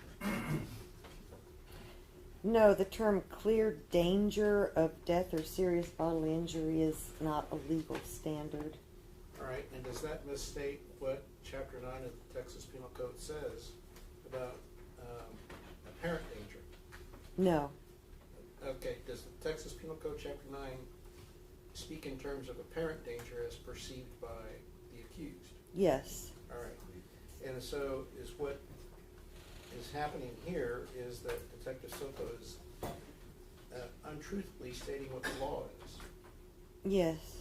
All right. And so is that egregious in your opinion that he's misstating the law?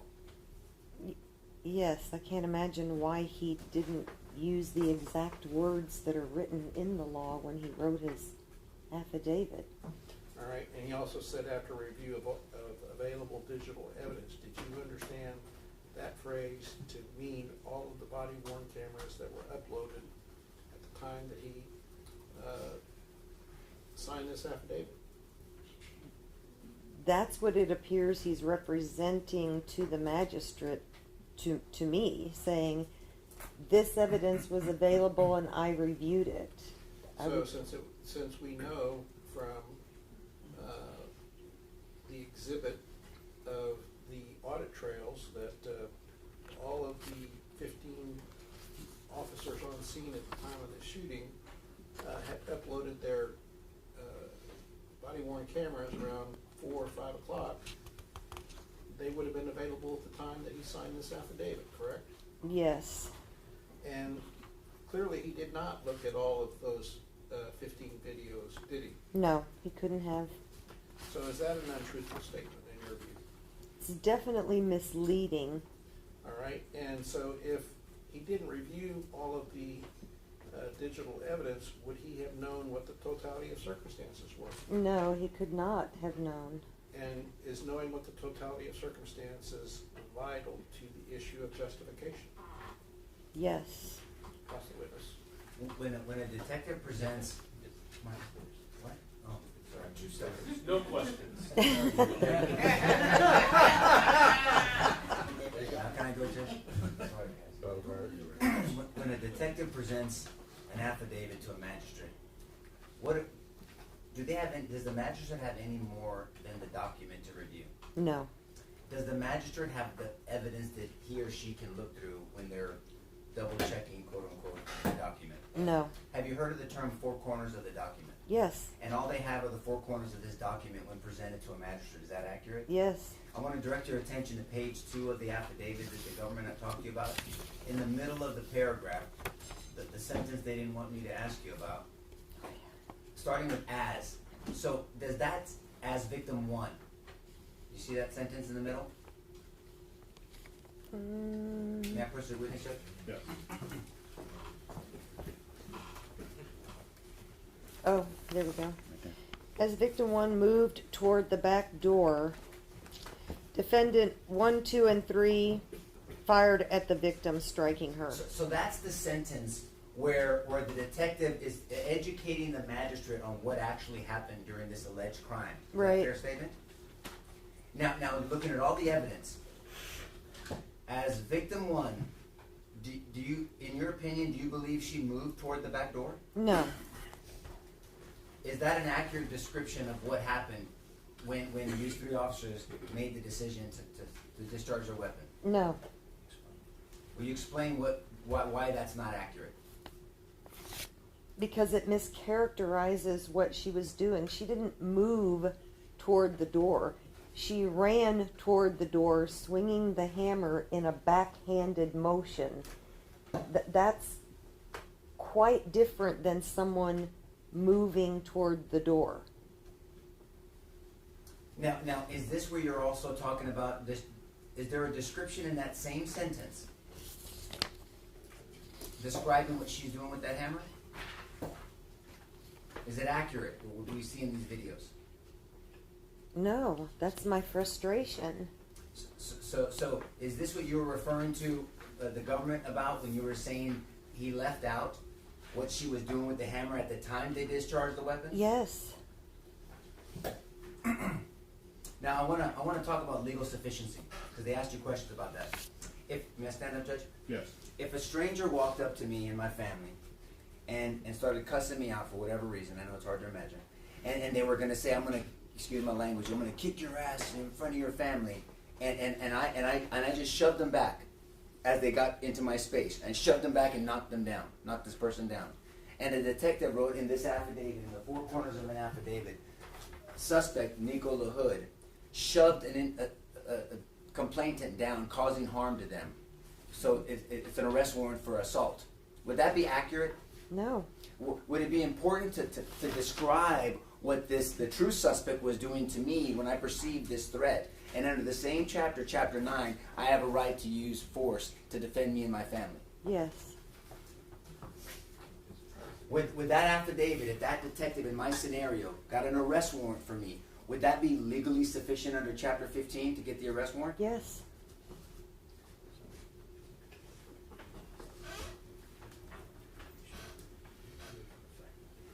Now also, when in that same sentence, can you read it again? As victim 1? As victim 1 moved toward the back door, defendant 1, defendant 2, and defendant 3 fired at victim, striking her. Let's focus on the word striking. Did defendant 1, defendant 2, and defendant 3 strike Melissa Perez? No. So, and did he know? I mean, how many wounds? And I'm not trying to be insensitive about this, so please hear my heart. How many wounds were in Miss Perez? 2. And did Detective Soto know that when he filled out this affidavit? I don't know, because there were 4 or 5 places in his paperwork that he described her wounds, and he never got them right anywhere. There was always this bizarre mixture. In one place she was shot in her abdomen, in another place she had a graze wound to her forehead, then she had a shot in her chest and her abdomen. In one place he said she was shot in her back. So I don't think he really could tell us how many gunshots she had, because I don't think he ever knew even after the autopsy. But he testified that he did when he filled out this affidavit. Yeah, he couldn't have, because the autopsy had not even been completed at that time. I know he couldn't have, but he testified that he did. I'm sorry, yeah. Okay, and is this a sworn statement? It is. So you're swearing, just like you swore to tell the truth in front of this jury. He swore to the magistrate judge that the 4 corners of this document were accurate, true, to the best of his ability. I know. Did he use the best of his abilities to fill out this affidavit and give accurate information to the magistrate? I don't think so, because he said that window was blocked by the television when you can clearly see her leaning out of the window to strike with the hammer, and you saw 2 different officers leaning into the apartment, but he characterized that window as being blocked by the television. That's why the officers were safe from her. And that's why details matter. Is that a fair statement? Yes, they do. So, may I stand up, Judge? Yes. Would you agree that this printer is an obstruction between you and I? I don't It's want a to move it. partial obstruction. Well, but if somebody characterized it as an obstruction, like Detective Platt, I mean, would this be an obstruction that could stop me and hinder me from going at you? No. But under somebody's mindset, could this be described in an affidavit as an obstruction? Yes. So is that why you were telling the government and us that details matter and thoroughness matters? The mischaracterizations are, it's almost like purposeful deception, not quite lying, but definitely mischaracterizing things. Did you see evidence that the officers had repeatedly attempted to calm Miss Perez down? Yes. And actually, Officer Villalobos very calmly just said, "Can you please come back?" Did you hear, what did he say? What do you recall him saying to her? I don't even recall. There were so many officers that attempted to.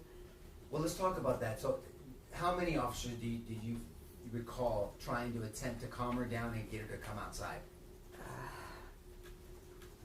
Rojas, God bless him, he was totally not effective at, Melissa, come out.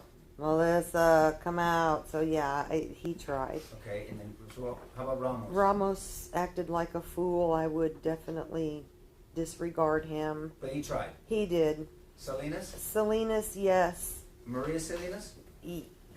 Yes. John and Maria, correct? Yes. How about Thompson? Yes. Villalobos, yes. Alejandro, yes. Sergeant Flores? Yes. And, that's 8. And they tried to have a peaceful resolution. They pretty much begged her for one, just please come out so this doesn't get worse And than after it they is. repeatedly begged her, to use your words, and had multiple attempts to peacefully take Miss Perez into custody, did you see her repeatedly attack the officers with weapons capable of causing serious bodily injury or death? Yes. Pass the witness, Judge. Hold on, Judge, 1 second. Give me a 1 over.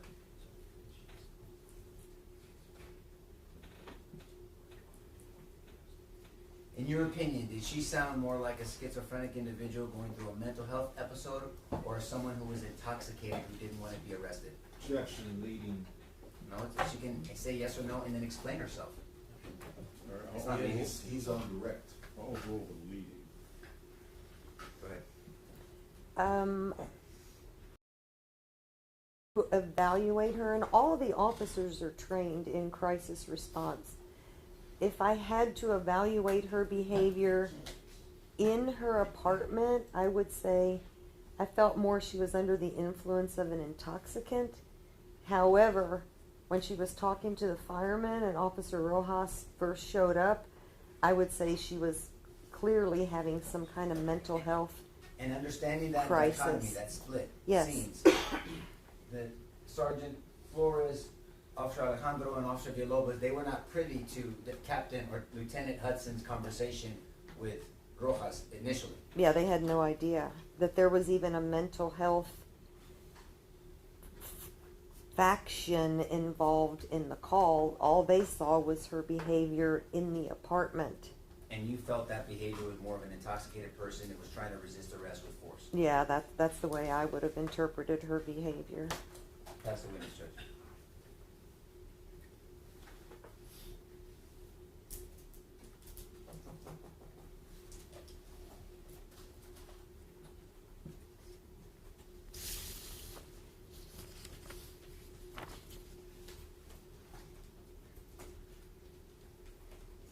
No further questions, Your Honor. Witness be excused, Judge?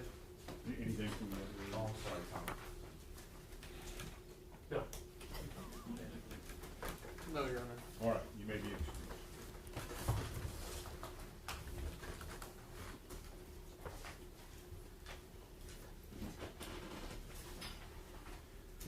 Just before we call the next witness, may we approach?